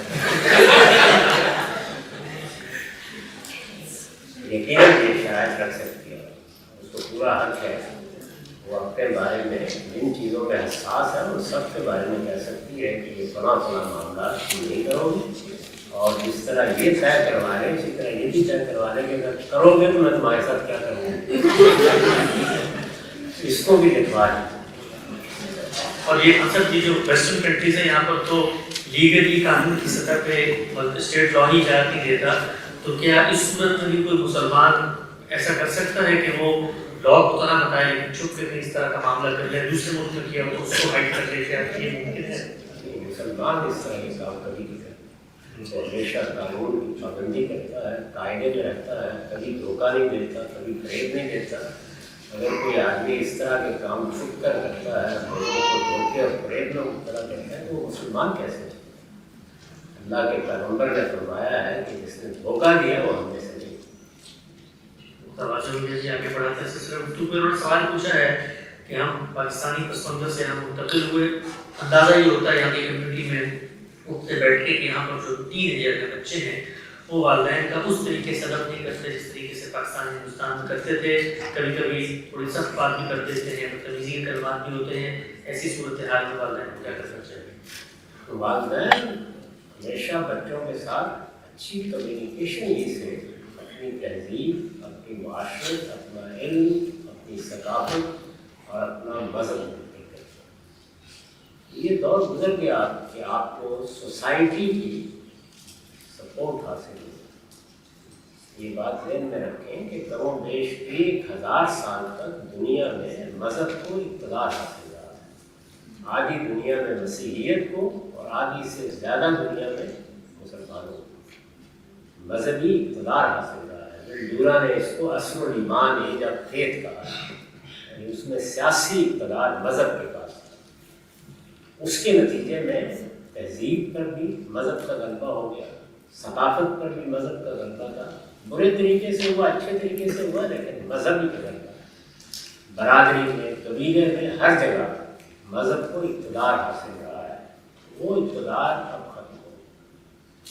اس لیے ضروری ہے کہ آپ اپنے بچوں کے ساتھ اچھی کمیونیکیشن پیدا کریں. جیسے ہی بچے بات کرنے کے قابل ہو جائیں تو آپ بھی بات کرنا سیکھیں. بتائیں کہ آپ کس تہذیب کے نمبردار ہیں, آپ کا پس منظر کیا ہے, آپ نے کن چیزوں کو کس زاویے سے دیکھا ہے, اور اپنے مذہب کو بھی آپ علم بنائیں. وہ آپ حکم نہیں بن سکتا, اس کو علم بنائیں. اور کسی چیز کو علم بنانے کا طریقہ یہ ہوتا ہے کہ آپ خود بھی یہ جانیں کہ آپ کا مذہب کیا ہے اور جو کچھ ہے وہ کیوں ہے, کیا ہے اور کیوں ہے. اس کا جتنا اچھا جواب آپ کے پاس ہوگا اسی کے لحاظ سے آپ کے بچے بھی سیکھیں گے. اپنے بچوں کو آپ دین کے قریب رکھنا چاہتے ہیں تو ان کو دین کی زبانوں میں سے کوئی ایک زبان بہت اچھی سکھائیں. جن قوموں نے یہود کو دیکھ لیں, بعض اور قوموں کو دیکھیں, اپنے یہاں اس چیز کا لحاظ کیا ہے, انہوں نے اپنی معاشرت اور تہذیب کو منتقل کرنے میں کامیابی حاصل کی. مغربی قومیں, یورپی قومیں صدیوں تک اپنے بچوں کو لیٹن اور گریک پڑھاتی رہیں تاکہ وہ ان کی علمی اور مذہبی اور فکری روایت سے آشنا رہے. ہم نے اٹھا کے ایک طرف پھینک دیا ہے. تو یہ اہتمام کریں, اس کے بعد بچے آپ کی زبان میں بات کرنا سیکھ جائیں گے. لیکن یہ سارا اہتمام کیے بغیر عین جب کہ وہ شباب کی منزل پر قدم رکھتے ہیں آپ مذہب لے کے آنے ہو جاتے ہیں, اس وقت کون بنے. اچھا ہم سب ایک چیز اور بھی ہے, مجھے یہاں کا نہیں پتہ ویسٹ کا کیا ہے, لیکن ہمارا جو برصغیر کا کلچر ہے اس میں ہم بچوں پہ ٹرسٹ بھی نہیں کرتے ہیں اور بہت جلدی ججمنٹل ہو جاتے ہیں. یعنی کچھ چھوٹی موٹی بھی ان سے غلطی ہوئی ہو تو ہم ایکسٹریم سطح پر لے جا کر سمجھتے ہیں کہ اس کو باور کراتے ہیں کہ تم تو وہاں پہنچ بھی ہو, اور وہ پھر ایک طرح کی احتجاج کے اندر وہ کہتا ہے چلو میں وہاں پر پہنچ کے دکھاتا ہوں. تو ہمارے لیے ججمنٹل یہ تو کہیں بھی نہیں ہونا چاہیے. ابھی میں نے آپ سے عرض کیا کہ نہ یہ افراد میں ہونا چاہیے, نہ خاندانوں میں ہونا چاہیے, نہ ساس کو بہو کے لیے رویہ اختیار کرنا چاہیے, نہ بہو کو ساس کے لیے, نہ خاوند کو بیوی کے لیے, نہ بیوی کو خاوند کے لیے, نہ اولاد کو ماں باپ کے لیے. ہمارا کام یہ نہیں ہے کہ ہم لوگوں کے لیے جزا سزا کے فیصلے کریں, کفر و ایمان کے فیصلے کریں. ہمارا تعلق ان کے ساتھ محبت کا, احترام کا, خیرخواہی کا, نصیحت کرنے کا ہونا چاہیے, اور یہ علم اور استدلال کے ساتھ, ریزننگ کے ساتھ. موجودہ دور میں اس سے مختلف کوئی رویہ اگر آپ اختیار کریں گے تو وہ چلے نہیں. میں نے ایک بڑے مذہبی رہنما کو ایک مرتبہ ایک موضوع پر گفتگو کرتے ہوئے یہ کہا تھا کہ آپ کی فلاں بات 200 سال پہلے بھی غلط تھی اور اب بھی غلط ہے, لیکن 200 سال پہلے وہ چل جاتی اور چلے گئی. اس لیے اس چیز کو آپ لوگوں کو بھی سمجھنا چاہیے. بہت سی ہماری قومی غلطیاں ہیں جو اب سے 100 سال پہلے چل جاتی. معاشرت ایسی تھی, تہذیب ایسی تھی, ہمارا گرد و پیش اس کی معاونت کر رہا ہوتا, پوری سوسائٹی اس کے ساتھ کھڑی ہوتی. لیکن آپ جانتے ہیں کہ لوگ دیہات سے نکل آئے, برادریوں سے نکل آئے, شہروں میں بھی الگ الگ ہو گئے, اب دوسرے ملکوں میں پھیل گئے ہیں. تو اس میں آپ اب پرانے رویے ترک کر کے علم اور استدلال کر رہے ہیں. تو وہ بہت اہم بات ہے, آگے بڑھاتے ہیں. اب سر سوال ہے کہ آثار قدیمہ کے ماہرین نے اسرائیل اور فلسطین کا چپا چپا چھان مارا، انہیں کہیں بھی سیدنا سلیمان اور سیدنا موسیٰ اور دوسرے پیغمبر یا ان کی قوموں کی کوئی نشانی وہاں پر یا کوئی آثار قدیمہ کے ذخائر میں علامت نہیں ملی۔ کیا ممکن ہے کہ یہودیوں کی تاریخ کسی اور علاقے میں گزری ہے؟ یہود نے اپنی تاریخ کو محفوظ رکھا ہوا ہے، بائبل ان کی تاریخی کی کتاب ہے۔ انہوں نے اپنے آباء کی تاریخ کے ایک ایک باب کو لکھا ہے۔ ہماری طرح کا معاملہ انہوں نے نہیں رہا، تاریخ انہوں نے پوری طرح محفوظ کرنے کی صحیح کی۔ اس تاریخ کے آثار بھی بڑی حد تک دنیا میں موجود ہے، اور اس طرح کی مبالغہ آمیز باتیں کرنے کے لیے چپا چپا چھان مارا ہے۔ ابھی 2-4 چپے بھی نہیں چھانے تحقیق جاری رکھتی، اس طرح کی بہت سی چیزیں ہوتی ہیں۔ واضح ہوا۔ آگے بڑھاتے ہیں جس سلسلہ گفتگو کو۔ یہ سوال ہے کہ حج اللہ کا بلاوا ہے، آج کل ہر ظالم شخص حج پر جا رہا ہوتا ہے، اللہ ان کو کیسے بلا لے؟ یہ بات ہی بالکل غلط ہے۔ اس طرح کی چیزیں ہمارے ہاں معلوم نہیں کیوں مشہور کر دی گئی ہیں۔ تمام عبادات کی حقیقت میں نے ابھی آپ کے سامنے بیان کی ہے۔ اللہ تعالیٰ کے ساتھ ہمارے تعلق کی 3 بنیادیں ہیں۔ وہ اس کائنات کا پروردگار ہے، بادشاہ ہے، ہم اس کی پرستش کرتے ہیں معبود کی حیثیت سے۔ اس کا ظہور نماز کی شکل میں ہوتا ہے۔ نماز کے موقع پر بھی مؤذن کھڑا ہو کر اذان دیتا ہے، حی علی الصلاۃ، آؤ نماز کی طرف۔ یہ اللہ تعالیٰ نے اپنی پرستش کے لیے بلایا ہے، نہ کہ آپ کو محبوب قرار دے کے کہا ہے کہ آئیے ذرا تھوڑی دیر کے لیے معاہدہ کرتے ہیں۔ اسی طرح سے لوگوں کا موقع آتا ہے، اعلان کر دیا جاتا ہے کہ اب اللہ کی اطاعت کا ظہور ہوگا، بندے مجسم اطاعت بن کر 1 مہینہ گزاریں گے۔ جو روزے رکھتے ہیں یہ اللہ کے ساتھ ہمارے تعلق کا اظہار ہے، بادشاہ ہے، ہمیں اس کا حکم ماننا ہے، اس کو ہم علامتی طور پر ظاہر کرتے ہیں۔ تیسری چیز کیا ہے؟ اپنا آپ اللہ کی نظر کرنے کا۔ یعنی اللہ تعالیٰ نے قرآن میں یہ کہا ہے کہ دین کی حقیقت یہ ہے کہ ان اللہ اشتری من المؤمنین اموالهم وانفسهم بان لهم الجنہ۔ اللہ تعالیٰ نے جنت کے عوض لوگوں سے ان کی جانیں اور ان کے مال خرید لیے، اس لیے وہ اپنی نظر پیش کریں۔ تو ہر وقت تو ظاہر ہے کہ جان کی بھی ضرورت نہیں ہوتی، مال بھی نہیں دینا پڑتا، اس کو ایک علامت کے طور پر ایک عبادت میں بدل دیا ہے، اور وہ عبادت 3 سطحوں پر لازم کر دی ہے لوگوں کے لیے۔ جو لوگ اس عبادت کو آخری درجے میں ادا کرنے کی صلاحیت رکھتے ہیں، استطاعت رکھتے ہیں، وہ ایک خاص موقع پر جا کے حج کرتے ہیں۔ یہ بلاوا کس لیے ہے؟ یہ بلاوا بھی اس لیے نہیں ہے کہ آپ کے لیے وہاں ایک تخت بچھایا گیا ہے، آپ کو وہاں جا کے بیٹھنا ہے، آپ نے اپنے وجود کو نظر کرنا ہے جا کر، اس کی ایک علامت ہے، اور وہ سب جتنی چیزیں وہ سمبولک ایکسپریشن ہے اسی نظر کا۔ شیطان کے خلاف جنگ میں ہم اپنی جان مال آبرو نظر کرنے کا عہد کرتے ہیں، یہی حج ہے۔ جو لوگ حج کی مشقت نہیں اٹھا سکتے، استطاعت نہیں رکھتے، وہ چونکہ خاص دنوں میں ہوتا ہے، وہ عبادت 4-5 دن تک کی جاتی ہے، ان کے لیے عمرہ وہ جب چاہے کر لیں، گھنٹے 1.5 میں ہو جاتا ہے، وہ بھی نظر کی عبادت ہے۔ حج کی عبادت کو مختصر کر دیا گیا ہے اس صورت سے، اور جو اس کی قوت بھی اور صلاحیت اور استطاعت بھی نہیں رکھتے، ان کے لیے عید الاضحیٰ اور اس کی قربانی، یہ طریقہ اختیار کیا گیا ہے۔ اس کو بلاوے اور اس طرح کے شاعرانہ انداز میں جانی چاہیے۔ یہ بلاوا نظر پیش کرنے کے لیے ہے، کسی کو اعزاز دینے کے لیے۔ اچھا مولانا صاحب، یہ بھی تو یعنی جب قرآن مجید نے کہا ہے کہ مسلمان پر یہ لازم ہے کہ اگر اس کی استطاعت ہے تو ایک دفعہ وہ لازماً حج کرے، تو اب تو پورا کا پورا اختیار جو ہے وہ تو بندے کی طرف منتقل ہو گیا۔ اس میں اگر اللہ تعالیٰ ہی بلاتے ہیں تو پھر وہ اس کا امتحان کریں۔ یہ بات ہی ٹھیک نہیں ہے، اللہ تعالیٰ نماز کے لیے بھی بلا رہے ہیں، اس میں لوگوں کو نہیں یاد آتا کہ اللہ تعالیٰ نے تو مسجد میں مؤذن کو کھڑا کر کے آواز دے دی ہے کہ حی علی الصلاۃ۔ بہت اچھا سر، بہت اچھا۔ چلیے آگے بڑھاتے ہیں۔ یہ سوال ہے کہ کیا اسلام کی ترویج کے لیے خلافت کا نظام ضروری ہے؟ کیا ماڈرن جو ڈیموکریٹک اسٹرکچرز ہیں اس کی موجودگی میں کیا خلافت کا احیاء ممکن ہے؟ اسلام इनमें से किसी चीज़ का मोहताज नहीं। इस्लाम की ज़रूरतें सिर्फ दो थी, एक ये कि उसकी किताब बिल्कुल महफूज हो, दूसरे ये कि उसका तरीका या वो सुन्नत जिस पर हमने अमल करना है वो पूरी हिफाजत के साथ लोगों के पास मौजूद है, उस पर कोई इसमें हिलाल नहीं है, वो पूरी तरह मौजूद है, हर लिहाज से इंसानों तक पहुँच गई है, उसमें इतना करने का कोई तगय्युर, कोई इनहराफ, कोई तब्दीली नहीं हुई। इस्लाम को इनमें से किसी चीज़ की ज़रूरत नहीं है, उसकी दावत पहुँचाइए, वो खुद भी पहुँच रही है, मुसलमानों को भी अल्लाह तौफीक दे तो उसकी शहादत दे। ये सब चीज़ें दुनिया में जो हासिल होती हैं, आप एक बड़ी कौम बन गए, बेशुमार लोग किसी दीन पर ईमान ले आए, उनकी हुकूमत कायम हो गई, अल्लाह की नेमतें। ये हासिल हो जाए शुक्र अदा करें, ना हासिल हो तो इससे इस्लाम को कुछ नहीं होगा। वो अपनी दावत पेश कर रहा है और वो अपना रास्ता निकाल रहा है।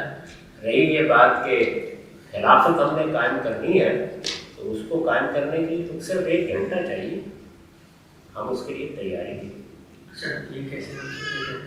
तो मुसलमानों के करीब 50 से ज़्यादा ममालिक बिल्कुल आज़ाद मुल्क हैं इस हद तक कि वो अगर चाहें तो किसी भी वक्त अपना वफाक कायम करें, किसी ने रोका हुआ नहीं। और इस वक्त जज़ीरा नुमा अरब में वैसे भी बादशाह था, उन बादशाहों को मलका बरतानिया बनाए और जो कुछ ऑस्ट्रेलिया ने कानून पैदा किया वो आगे पैदा कर दिया।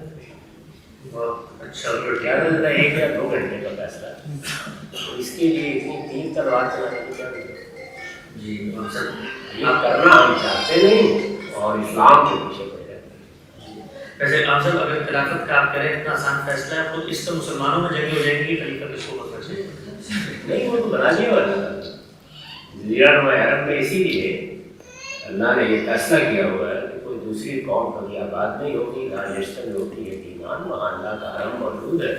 उसने इत्तेफाक से वहाँ इस वक्त आपका बादशाह भी कानून कायम कर रहा है, दरवाजे हुआ कि बड़ा प्रॉब्लम क्या है? इस वाले अक्सर के जाबिर और जालिम कुरान के सामने कलमा है कैसे बुलंद किया जाए, खासतौर पर इस पाकिस्तान में जो इंसानी हुकूक की खिलाफवर्जियाँ हो रही हैं, उसके बारे में आपका मौक़िफ़ क्या है और उस पाकिस्तान की हैसियत से हमारा क्या तर्क? पाकिस्तान में क्या, दुनिया भर में जहाँ मुसलमान हैं बहुत से इंसानी हुकूक की खिलाफवर्जियाँ होती रहती हैं। जहाँ बादशाहतें हैं वहाँ भी हो रही हैं, जहाँ अमरीतें हैं वहाँ भी हो रही हैं। पाकिस्तान में चूँकि सन 56 के बाद से अफवाज पाकिस्तान ने ये फैसला कर रखा है कि वो इक़्तिदार में रहेंगे।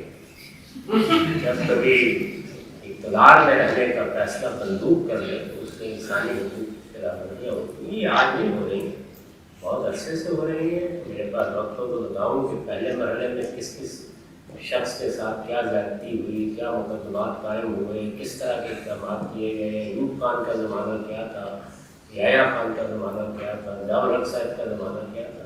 ये पुरानी दास्तान है। हमारा काम ये है कि शाइस्तगी और तहजीब के साथ हम अपनी कौम के शऊर को लेकर चलें। ये कौमों का शऊर होता है जिसके नतीजे में बेहतरी आती है। महज कलमा हक कहने से कुछ नहीं होता, वो अल्लाह आपको तौफीक है तो कहते रहें, जितनी भी आप में हिम्मत है उसके मुताबिक कहें। लेकिन मैं पाकिस्तान से बाहर बसने वाले लोगों से बहुत अदब के साथ ये अर्ज़ करूँगा कि वो पाकिस्तान के अंदर के लोगों की मदद करना चाहें तो वो गरीबों के सर पर हाथ रख के करें। वो उनकी सेहत के मसाइल के लिए कुछ कर सकते हैं तो उसके लिए करें। वो उनकी तालीम का बंदोबस्त करते हैं तो उसके लिए करें। सियासत अपने मुल्कों में रह के किया करें, यहाँ की सियासत ज़्यादा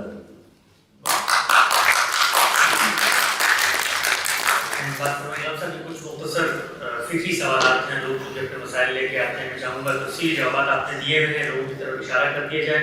पूछा उन्होंने कि क्या जिस स्टोर पर वो काम करते हैं वहाँ रिपोर्ट सेल हो रहा है, क्या वहाँ जॉब करना जायज़ है? अगर वो एक जनरल स्टोर है तो उसमें जॉब करने में कोई हर्ज नहीं है। आपको जो जिम्मेदारी आपको दी गई है उसको मेहनतदारी के साथ अदा करें। आप एक ऐसे मुल्क में हैं जहाँ लोग इस तरह की बहुत सी चीज़ों को जायज़ और हलाल समझते हैं। उसमें आपकी जिम्मेदारी इतनी है कि कभी उनको देख कर इतना न चाहिए कि चलिए कोई थोड़ा इसी तरह से सवाल है, बहुत दफ़ा आप सबने लेक्चर्स का जवाब दिया है, लेकिन आप लोग यहाँ मौजूद हैं, तफसीली इस्तेदलाल भी सुन सकते हैं। पूछा है मुल्कों में मॉर्गेज पे सूद पे घर लेने के बारे में, बिल्कुल जायज़ है। मैंने इस पर बड़ी तफसील से गुफ्तगू कर दी है। इसमें अदना दर्जे की कोई हुर्मत, कोई कराहत नहीं है। मैं आपको तवज्जो दिलाऊंगा कि 23 एतराज़ात सीरीज़ में सूद का उन्वान निकाल के 7-8 नशस्तों की गुफ्तगू है, तो सब मौज़ूआत पर मैंने अपना इस्तेमाल पेश किया। अच्छा, घर पे कुत्ता रखने के बाद सिलाया हुआ कुत्ता आप जहाँ चाहे रखें, आवारा कुत्तों को घर में दाखिल नहीं होगा।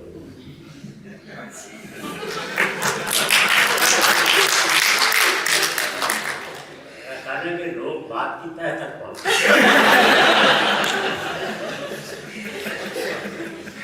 गहरा जवाब आगे बढ़ाते हैं संजीदा सवाल। हम साहब को मालूम है कि सिलाए हुए कुत्तों की अल्लाह ताला ने सूरह माइदा में कितनी तारीफ की। मुकल्लमीन कहा है, कल कुत्ते को कहते हैं, सिलाए हुए कुत्ते जिनको तुमने मेरे दिए हुए इल्म की बुनियाद पर ट्रेन किया, वो अगर शिकार पर छोड़े जाए और मेरा नाम उन कुत्तों पर लिया जाए तो ज़िबा करने की जरूरत नहीं है, हराम है। इस मौजूद से मुताल्लिक़ जितनी भी रिवायतें, जितनी भी हदीसें, इसमें कहा जाता है कुत्ता घर के ऊपर से दाखिल होते हैं, इसी तरीके से आप सल्लल्लाहु के पास वाक़यात हैं, उन सब पर काफ़ी साथ में तफसीली काम किया है हमारी वेबसाइट्स पे। आप गूगल पे लिखें, इंशाल्लाह आपको सब मवाद जो है वो मिल जाएगा। आगे बढ़ाते हैं। हम सब ये पूछा है कि कुरान मजीद को समझने के लिए कौन सी तफसीर आप रिकमेंड करते हैं? ये नुमाइंदा तफसीर चंद ही होती है, बाकी उस तफसीरों से तफसीरें लिखी जाती हैं। तो आप उर्दू ज़बान के हवाले से पूछ रहे हैं, उसमें रिवायती इल्म की नुमाइंदा तफसीरें भी मौजूद हैं और बड़ी मुफस्सल मौजूद हैं। मुख्तसर आप पढ़ना चाहें तो हमारे दौरे हाजिर के बड़े आलिम मौलाना तकी उस्मानी साहब ने वो तफसीर लिख भी दी है और आसान तर्जुमा कुरान के नाम से उनका तर्जुमा। रिवायती इल्म जिस तरीके से देखता है उसकी बहुत अच्छी तारीफ आपको मिलती है। दूसरी बड़ी तफसीर मौलाना सैयद मुर्रा साहब मौजूदी की है, तफसीरुल कुरान, वो अलग से तर्जुमे की सूरत में भी है और तफसीर की सूरत में भी है, आप उसको देख सकते हैं। और तीसरा ज़ाविया नज़र वो है जो मदरसा इकराही ने इख्तियार किया है, उसमें उस्ताद इमाम मुनीर हसन इस्लाई की तदब्बुर कुरान भी है और इस फकीर की अनजान भी है, तो आप इनका तकाबली मुताला कर सकते हैं। मैं तक आपको बता दूँ कि सारी जो हम साथ तफसीरों का नाम लिया ये ऑनलाइन मौजूद है, फ्री ऑफ कॉस्ट है, PDF में भी है, यूनिकोड में भी है, इनको आप डाउनलोड भी कर सकते हैं। और एक बड़ा अच्छा काम मौजूदा ज़माने में हो गया है, आप जो रोज़ कम्यूट करते हैं, पढ़ना मुश्किल काम है, तो ये ज़्यादातर जो तफसीर हैं, तराजुम हैं, ये ऑडियोज़ की सूरत में भी अवेलेबल है। तो खुसूस माफ़ी साहब का जो अक्सर तर्जुमा कुरान है वो ऑडियो की सूरत में अवेलेबल है। आप यूट्यूब पे जाएं, कई लोगों ने उसको पढ़ दिया है, आप सफ़र के दौरान उसको सुन सकते हैं। और हमने अपने चैनल पे एक तरतीब भी बनाई है, आप चाहें तो 1 महीने में कुरान ख़त्म कर सकते हैं, 1 साल में कुरान ख़त्म कर सकते हैं, अगर आप हफ्ते में सिर्फ 30 मिनट अल्लाह की इस किताब को ले दें। आगे बढ़ाते हैं। आप सब ये सवाल है आज के दौर में कि जो मज़हब पर लोग एतराज़ करते हैं, बड़े शक शुबहात का इज़हार करते हैं, खुद नींद भी हो जाते हैं, बात एग्नोस्टिक्स भी होते हैं, वो कहते हैं कि एक तरफ आप कहते हैं कि जी मज़हब तो इंसानी ज़िंदगी के तक़द्दुस की बात करता है, मज़हब तो खैर की बात करता है, पाकीज़गी की बात करता है, लेकिन मज़हब की जो हिस्ट्री है वो तो कत्ल वारदात से भरी हुई है। और आज भी हम देखते हैं कि नफरत का सबसे बड़ा जो मुहिम होती है, खुद हमारे मुल्कों में आप देख लें, वो मजहबी लोग भी उठा रहे होते हैं। तो मज़हब एक तरफ आप कहते हैं ज़िंदगी के तक़द्दुस की बात करता है, वहीं दूसरी तरफ इंसानी जान पर प्रभावित करी जुल्म, दुष्काम, फतवे, ये सब मज़हब करते हैं। नहीं, मज़हब ने ऐसा कुछ नहीं किया, हमेशा सियासत से करना है। मुसलमानों की सियासी ज़िंदगी में कत्ल वारदात होगी, अज़ाब भी होगी, मुजरिमों को सज़ाएँ भी दी जाएंगी, मसीहियों के यहाँ भी यही होगा, हिंदुओं को इक़्तिदार मिलेगा वहाँ भी ये चीज़ होगी, बुद्धों को इक़्तिदार मिल जाए वहाँ भी होगा। इसका ताल्लुक सियासत से, सियासत कत्ल वारदात का बायस बनती है, जहाँ भी होगी यही है। मुसलमानों में सियासत आएगी, गैर मुस्लिमों में आएगी, किसी और मज़हब कौम किसी में भी आएगी। पहली दूसरी जंगी अजीम मज़हब ने की, इसलिए ये ख्याल ही बिल्कुल गलत है। मुसलमान कौम को अगर इक़्तिदार हासिल होगा सियासत में, जिस तरीके से बाकी इक़दाम होते हैं उसी तरह से इख्तिलाफ़ात भी होते हैं, तलवारें भी खींच जाती हैं, फौजें भी बन जाती हैं। इस वक्त ज़रा देखिए کہ کسی مذہب نے اپنی فوج بنائی نہیں، سب سیاسی حکومتوں نے بنائی، مذہب میں کوئی فوج نہیں ہے، مذہب میں تو کوئی لڑاکا روک نہیں آتی، سیاست اس کا باعث ہوتی ہے۔ لوگ اس میں بڑی غلطی کرتے ہیں، وہ سیاسی معاملات کو اگر وہ مسلمان قوم میں ہو رہے ہوں تو اسلام کا قصور سمجھ لیتے ہیں، مسیحی قوم میں ہو رہے ہوں تو مسیحیت کا قصور سمجھ لیتے ہیں، یہودیوں میں ہو رہے ہوں تو سیدنا موسیٰ کا قصور سمجھ لیتے ہیں۔ نہیں، اس کا مذہب کا قصور ہے۔ مذہب کو آپ مذہب کی تعلیمات سے جانیں۔ مذہب میں جنگ کرنے کے لیے بالکل صفائی کے ساتھ یہ بتا دیا گیا ہے کہ جنگ صرف ظلم اور عدوان کے خلاف کی جائے، اور وہ ایک راجنیتی کا کام ہے کہ دنیا سے ظلم کو مٹانے کے لیے سیاسی مقاصد کے لیے تلواریں کھینچ جانا، جنگ ہو جانا، پانی پت کا میدان گرم ہو جانا، یہ مغل آ گئے، یہ لودھی آ گئے، یہ سب سیاست کی ضرورت ہے، اس لیے اس کو سیاست کی وجہ سے بہت اچھی وضاحت کر دی۔ یہ سوال ہے جی، اگر مذہب کا مقصد صرف تزکیہ نفس ہے تو پھر رسول اللہ صلی اللہ علیہ وسلم نے ریاست کیوں تشکیل دی؟ اس تبلیغی پر آپ کے مطابق اتفاق کیوں کیا؟ رسول اللہ صلی اللہ علیہ وسلم نے کبھی کوئی ریاست تشکیل نہیں کی، ریاست کا نظم آپ کو منتقل ہو سکے۔ خدا اپنے کسی بندے کو دولت دے دے، خدا بادشاہی دے دے، داؤد اور سلیمان دونوں کو بادشاہی دے دی۔ رسالت میں آپ صلی اللہ علیہ وسلم ہجرت سے پہلے دین کی دعوت پیش کر رہے تھے، مدینہ میں گئے، مدینہ کے لوگوں نے اطلاع پیش کر دی۔ اللہ کی جو نعمت مل جائے، آپ کو اقتدار مل جائے، آپ کو دولت مل جائے، آپ کو حسن مل جائے، آپ کو علم مل جائے، جب مل گیا تو اس کا حق ادا کرنا چاہیے، تو رسول اللہ نے بھی اس کا حق ادا کر دیا۔ ٹھیک واضح ہو گیا۔ یہ سوال ہے جی کہ عورت کو طلاق کا حق نہ دینے کی کیا وجہ ہے؟ ویسے اگر دے دیا جائے تو وجہ کچھ ہی عرصے میں معلوم ہو جائے گی، کیا وجہ ہے آپ سوال کی وجہ سے عورت کو طلاق نہیں دیا؟ آپ ایک جملے میں جواب دے سکتے ہیں کہ تجربہ شرط، عورت کو بھی طلاق کا حق ہے، مرد کو بھی۔ اس کا طریقہ یہ بیان کیا گیا ہے کہ مرد طلاق کا فیصلہ کرتا ہے، عورت طلاق کا مطالبہ کرتا ہے۔ اس لیے کیا گیا ہے کہ مرد پر عورت کے تمام اخراجات، گھر کا ہر چیز کی ذمہ داری ڈالی ہے۔ یعنی ہمارے اسلامی قانون میں عورت کمائے کھائے سب کچھ اس کا ہے، مرد پر ذمہ داری ہے کہ اس کے اور اس کے اولاد کے اخراجات پورے کرے۔ اس پہ کسی اچھے مرحلے میں معلوم نے کوئی گھر نام لگا دیا ہو، کوئی دولت دے دی ہو، اکٹھا اکاؤنٹ کھلوا دیا ہو، تو ان کو سیٹل ہونا ہے۔ یہ بالکل وہی اصول ہے جو آپ کسی بھی ادارے میں اختیار کرتے ہیں۔ ادارے کا سربراہ ٹرمینیٹ کرتا ہے آپ کی سروسز کو، اور آپ کو چھوڑنا تو آپ استعفیٰ کرتے ہیں۔ یہی طریقہ طلاق کا ہے۔ ٹھیک، اگر آپ سب یہ اگلا سوال اسی سے متعلق ہے، انہوں نے پوچھا ہے کہ مردوں کو، شوہروں کو فوقیت دی گئی ہے اسلام میں، گھر کا سربراہ فرماتے ہیں، جبکہ آج یہاں ویسٹ کے اندر تو عورتیں بھی اسی طرح کماری ہوتی ہیں، جوائنٹ اکاؤنٹ ہوتا ہے، مارگیج بھی دونوں کا پے ہو رہا ہوتا ہے، تو وہ جو معاشی ذمہ داری ہے، کفالت اس کی کس بنیاد پہ فضیلت دی گئی تھی وہ تو اب شیڈ ہو چکی ہے۔ تو جب وہ شیڈ ہو چکی ہے تو فضیلت جو ہے وہ صرف ایک طرح کیسے کہیں؟ میں نے ابھی نکاح کے موقع پر فیصلہ کیجیے گھر کا سربراہ کیسے کرنا۔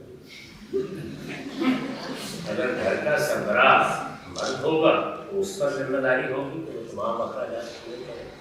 یہ ذمہ داری عورتیں لینا چاہتی ہیں تو الحمدللہ۔ میں نے تو مشرق سے لے کے مغرب تک، امریکہ سے لے کے یورپ تک مثال کنٹری آتی ہے۔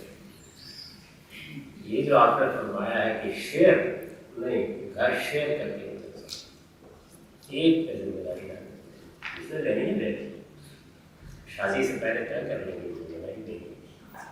جب آپ کو ادارہ قائم کرتے ہیں تو اس میں 10 لوگ کام کر رہے ہوتے ہیں، بڑے مناسب عہدوں پر کام کرتے ہیں، لیکن روپیہ کون فراہم کرے گا؟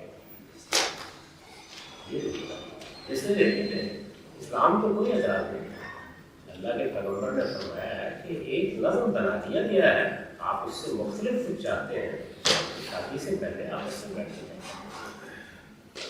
کر لیں گے کہ میاں صاحب اگر ٹانگ پر ٹانگ رکھ کے سگریٹ پئیں گے یا دعوت پڑھیں گے یا اطمینان سے گھر میں بیٹھیں گے یا زیادہ سے زیادہ اٹھ کے ایک انڈا بنا لیں گے، مزے کریں گے، کما کے میں لاؤں گی، تو بھائی اس سے بڑی اچھی خبر کیا ہو سکتی ہے؟ یہ ذمہ داری مرد پر ڈالی گئی، تو آپ اس ذمہ داری کو آپس میں طے کر کے ترتیب الٹ دیں۔ اب زیادہ سے زیادہ آپ یہ کہہ سکتے ہیں کہ نہیں ہم دونوں مل کے طے کر لیتے ہیں، تو بس پھر اس کے بعد ہر وقت یہ حساب ہوگا کہ 10 روپئے میں نے دے دیے، 10 تم 20 میں نے ادا کر دیے، 20 تم ادا کر، میں نے 10 گھنٹے کام کیا، تم نے 10 گھنٹے کام کیا۔ اگر آپ اس طرح کا گھر بنانا چاہتے ہیں تو اسلام کو اس پر بھی کوئی بہت اہم بات ہے۔ اگر آپ تو یہ بتائیے گا کہ کنٹریبیوشن میں اور ذمہ داری اٹھانے میں کتنا فرق ہوتا ہے؟ یعنی کنٹریبیوشن تو سیدھی سیدھے حالات میں چل رہی ہوتی ہے، لیکن ہم یہ دیکھتے ہیں کہ مرد جو ہے مثال کے طور پہ اس کی نوکری بھی چلی جائے، بچوں کی فیس ادا کرنی ہو تو وہ بازار میں نکلے گا، لوگوں سے قرض لے گا، لوگوں کی محنت سمجھ کرے گا۔ ذمہ داری تو ایک بہت بڑا برڈن، بڑا پریشر لے کے آتی ہے۔ ماڈریٹر خراب ہو جائے گا تو اس کے لیے کچھ بھی کرنا وہ بندوبست کرے گا، لیکن اگر صرف کنٹریبیوشن کا معاملہ ہو تو آپ کہہ سکتے ہیں میرے پاس نہیں ہے، کنٹریبیوٹ نہیں کر سکتا۔ کنٹریبیوشن تو آپ کی مرضی ہے۔ اب یہ دنیا میں کتنے ادارے چل رہے ہیں چیریٹی کے، ان کو لوگ ڈونیٹ کرتے ہیں، آپ گھر سے اٹھا کے نہیں لے آتے، لیکن جب ریاست قائم ہوتی ہے تو پھر آپ کے کمائے ہوئے روپے میں سے پھر جبر آپ سے ٹیکس لیا جاتا ہے، ورنہ ریاست چل نہیں سکتی۔ تو ڈونیشن اور کنٹریبیوشن کا گھر نہیں چلتا، ذمہ داری اٹھانی پڑے گی کسی کو۔ کنٹریبیوشن تو باہمی طور پر ہے کہ اچھا یہ گھر ہمارا کو اچھا نہیں، ذرا بہتر گھر لے لیتے ہیں، چلے تم بھی کماتی ہو، اتنے پیسے تم دے دو، یہ باہمی رضامندی کی چیزیں ہیں۔ یہ بتائیے ذمہ داری کس نے دینی ہے؟ ذمہ داری کا مطلب ہے کہ وہ آدمی قانون کے سامنے بھی جواب دہ ہے، معاشرے کے سامنے بھی جواب دہ ہے، کل خدا کے سامنے بھی جواب دہ ہے۔ یہ ذمہ داری عورتیں لینا چاہتی ہیں تو اسلام تو کیا اس سے دلچسپی ہے؟ اس میں نا نکاح سے پہلے آپس میں بیٹھے اور کہیں کہ ذمہ داری میں نے اٹھانے کا فیصلہ کر لیا ہے، اب تم اطمینان سے گھر میں بیٹھ کے نئے نئے ڈرامے دیکھو۔ ہم سب بتائیں اگر اٹھانا چاہتی ہیں، ایسے اگر کوئی اٹھانا چاہتی ہے تو ہاتھ کھڑا کریں، ہم پتہ چلے کہ خواتین ایسی ہیں کہ جو گھر میں اٹھانا چاہتی ہیں، ہم سے تو نہیں ہیں۔ بس جو یہ تو بردوں نے ہاتھ اٹھا رہی ہے۔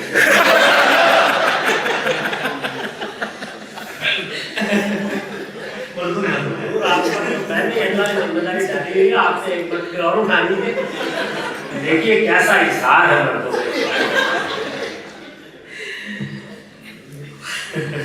نہیں، یہ کوئی تفنن کی بات نہیں ہے، آپ کو حق حاصل ہے، آپ دو معاملہ طے کر لیں۔ نکاح کے معاملے میں تو رسول اللہ کے زمانے میں ایسا ہوا ہے کہ بعض عورتوں نے ذمہ داری کوئی نہیں اٹھانے، لیکن پھر سمجھ کے اٹھائیں کہ اس کا مطلب کیا ہے، یعنی آپ کے پاس کوئی عذر نہیں ہے کوئی۔ توازن میں بھی آگے بڑھاتے ہیں سلسلہ گفتگو کو، وقت ہمارے پاس خاتمے کی طرف رواں دواں ہے۔ یہ بتائیے رام صاحب نے پوچھا انہوں نے کہ جب رسول اللہ صلی اللہ علیہ وسلم کی شادی 25 سال کی عمر میں ہوئی اور نبوت 40 سال کی عمر میں آئی تو پھر انہوں نے نکاح کس ٹریڈیشن کے مطابق کیا، کیونکہ اسلام تو 40 سال کی عمر میں سامنے ہے؟ اسلام تو عالم سے اللہ کا دین ہمیشہ سے اسلام عرب حضرت ابراہیم کی اولاد بالکل دین اسلام پر اس میں خرابیاں پیدا ہوئی۔ نکاح اسلام کے مطابق ہوتا تھا، طلاق اسلام کے مطابق دی جاتی تھی، جو طلاق کا اب قانون ہے یہی قانون عربوں میں تھا، نماز اسی طریقے سے پڑھی جاتی تھی، سب کام ایسے جیسے اب مسلمان قوموں میں خرابیاں پیدا ہو گئی ہیں ان کے یہاں بھی تو رسول اللہ صلی اللہ علیہ وسلم نے ان کی اصلاح کی ہے، کوئی نیا دین آپ نے لے کے ہوا۔ یہ سوال ہے ہم سب گھر گھر کا سوال ہے، اگر کوئی پوچھتا ہے یہاں پر نئی نسل کو نماز کی طرف کیسے گامزن کریں؟ گھر میں والدین نماز پڑھتے ہیں لیکن بچے کبھی بھی پڑھ لیتے ہیں، والدین کو دکھانے کے لیے بھی مجبوری بھی ہوتی ہے، لیکن عادت نہیں بنتی بچوں کو نماز پر، بالخصوص جو نوجوان ہیں، کیسے لایا جائے؟ خود پابندی کے ساتھ نماز پڑھیے۔ نماز کی اہمیت آپ کے اٹھنے، آپ کے بیٹھنے، آپ کے نماز کا لبیک کہنے سے ظاہر ہونی چاہیے، اور بچوں کو دین کا ترتیب کے ساتھ علم دیں۔ جب وہ چھوٹے ہوتے ہیں تب تو آپ ان کو ساتھ کھڑا کر سکتے ہیں، لے جا سکتے ہیں، اٹھا سکتے ہیں، جیسے جیسے وہ شعور کی عمر کو پہنچے تو علم کی زبان میں بات کیجیے، باقی معاملہ اللہ تعالیٰ پر چھوڑ دیجیے، جس کو اللہ نے توفیق دے گا، آپ کی ذمہ داری کے لیے۔ لیکن بہت سے دل میں وہ تو ہوتا ہے رشتہ ہے، خدا اگر اس سے پوچھے گا، اس کو قرآن کا استعداد دے گا تو دکھ تو ہمیں ہوگا نا، تو اس کے بارے میں سوچتا ہے یہ ظاہر رشتہ ہے تو اور تنبندی اور دل سوزی کے ساتھ اللہ سے دعائیں کی۔ سارے معاملات خود ہی نہیں کرنے بیٹھے ہیں، کئی معاملات اللہ تعالیٰ کو چھوڑ۔ آگے بڑھتے ہیں جی، سوال ہے کہ آپ جب درود پڑھتے ہیں تو اس میں سے نبی کی آگ کو خارج کر دیتے ہیں، ایسا کیوں ہے کہ درود میں آگ شامل نہیں؟ خارج کر دیتے ہیں، میں نے کہاں خارج کیا؟ درود کے بارے میں سمجھ لیجیے، یہ لفظ فارسی زبان کا ہے، اس لیے لوگ کیا کرتے ہیں پتہ نہیں کیا چیز ہے، یہ رسول اللہ کے لیے، آپ کے خاندان کے لیے رحمت کی دعا ہے۔ درود کا مطلب ہے پروردگار محمد صلی اللہ علیہ وسلم پر اور آپ کے خاندان پر رحمت فرما، سلامتی نازل ہے۔ یہ دعا ہے، دعا آپ کے لیے بھی کرنی چاہیے، آپ کے خاندان کے لیے بھی کرنی چاہیے۔ جب ہم کسی کے لیے دعا کرتے ہیں تو عام طور پر کہتے ہیں کہ اللہ آپ پر بھی کرم کرے، آپ کے بچوں پر بھی، آپ کے گھر والوں پر بھی کرم کرے۔ یہ ایسے ہے، اس کو خارج کرنے کی کیا ضرورت ہے؟ جب موقع ملے آپ فرد کے لیے بھی دعا کر سکتے ہیں، اس کے خاندان کے لیے بھی دعا کر سکتے ہیں، دعا ہے اور کچھ نہیں ہے۔ متوازن ہوا اس والے مطلب کہ آسٹریلیا میں ہم تقریباً 40% ٹیکس دیتے ہیں، تو امریکہ سے بھی بہت زیادہ 40%۔ اس کے بعد زکوٰۃ ادا کرنی ہے یا ٹیکس نہیں ادا کرنا؟ زکوٰۃ اسلام کی وجہ سے حکومت کا، جب حکومت نے آپ سے ٹیکس لے لیا، آپ چاہیں تو اپنی زکوٰۃ کو اس میں ایڈجسٹ کر سکتے ہیں۔ اس وجہ سے بہت تفصیلی ہم سب کے لیکچرز بھی ہیں، اور ہماری ویب سائٹ کے اوپر ایک زکوٰۃ کیلکولیٹر بھی ہے، اور اس میں آپ ڈال کے دیکھ سکتے ہیں کہ جو پروڈکشن پہ کیا زکوٰۃ ہے، کتنی زکوٰۃ آپ کی پینڈنگ ہے۔ اور میں یہاں بھی بتا دوں کہ آسٹریلیا کے اندر گاندھی صاحب کی فکر کے نتیجے میں جو ادارے دنیا بھر میں پیدا ہوئے ہیں، اسی میں سے ایک انمول آسٹریلیا بھی ہے، اور انمول آسٹریلیا جو ہے وہ یہاں پر آپ کے بچوں کے لیے انگریزی زبان میں کام کرنے کے بہت سارے پروجیکٹس کر رہا ہے، اور مستقبل بھی اس کے پیش نظر ہے۔ یہی سوالات جو بہت سارے یہاں موصول ہوئے ہیں LGBTQ کے بارے میں اویئرنیس کے، اسی طریقے سے بچوں کو جو ایتھیزم کے خطرات ہیں ان سے بچانے کے لیے مختلف کورسز کی تشکیل پیش نظر ہے، اور یہیں کی زبان، یہیں کے یونگا، یہیں کے مشن میں یہیں کے لوگ اور اسکالرس کو بلا کر دنیا بھر سے اس کی کوشش ہے کہ کمیونٹی کا انٹریکشن ہو۔ تو بے شمار پروجیکٹس ہیں جو انوائرڈ آسٹریلیا کر رہا ہے، زیادہ تر ملٹی میڈیا کی دنیا میں ہے۔ اسی طریقے سے آسٹریلیا کے مختلف علاقوں میں قرآن اسٹڈی سرکلز بنائے گئے ہیں، آپ اگر اللہ کی کتاب پڑھنا چاہتے ہیں ان سے منسلک ہو سکتے ہیں۔ سڈنی میں موجود ہے، بیلجیم میں موجود ہے، انشاءاللہ پروگرام کے آخر میں بتاؤں گا کہ برسبن میں بھی ایک قرآن اسٹڈی سرکل جو ہے وہ شروع ہونے جا رہا ہے۔ آپ اس میں ہفتہ ایک دن 30 منٹ نکال کے قرآن مجید کو عورتیں، بچے سب مل کر پڑھ سکتے ہیں۔ تو زکوٰۃ اگر آپ دینا چاہتے ہیں تو اللہ کے دین اور اس کی نصرت کا اس سے اچھا مصرف کوئی نہیں ہے، اور آپ لوگوں کو موقع ملے اس ادارے کے بارے میں مزید جاننے کے لیے تو دل کھول کے اس کی مدد بھی کیجیے۔ اپنی بچوں کو، اپنی آنے والی نسلوں کو اگر ان کو اللہ کے دین پر قائم رکھنا ہے، جو لوگ کام کر رہے ہیں ان کو سپورٹ کیجیے۔ آگے بڑھنا سوری، آپ کے سامنے اسکرین پر QR کوڈز ہیں، تو یہ مختلف ہمارے جو چیپٹرز ہیں آسٹریلیا کے اندر، یہ QR کوڈز ہیں، آپ چاہیں تو ان کو جوائن کر سکتے ہیں۔ ہم سب سوال ہے، پاکستانی کہیں بھی آ جائیں دل میں پاکستان بستا ہے، اسلامی جمہوریہ پاکستان 75 سال ہو گئے بڑے ہوئے، اس نہج پہ پہنچ گیا ہے کہ لوگوں کے پاس کھانے کی روٹی نہیں ہے، ہماری ایک بات ذمہ داری کیا ہے؟ آپ جو کچھ اپنی انفرادی حیثیت میں اپنے قریب کے لوگوں کے لیے کر سکتے ہیں وہ کریں۔ میں نے ابھی اس سوال کا جواب دیا ہے، باہر رہنے والے لوگوں کو اپنے حالات کے لحاظ سے غریبوں کی مدد کرنی چاہیے، یتیموں کے سر پر ہاتھ رکھنا چاہیے، لوگوں کی صحت کے مسائل میں وہ کوئی خدمت انجام دے سکتے ہیں تو وہ دینی چاہیے، لوگوں کی تعلیم کے لیے کچھ کر سکتے ہیں تو وہ کریں۔ وہاں کی ریاست کیا کر رہی ہے اس کی ذمہ داری ہے، ہم باہر بیٹھے ہوئے لوگ جو کچھ بھی وہاں کے لوگوں کی خدمت کر سکتے ہیں وہ کرنی چاہیے۔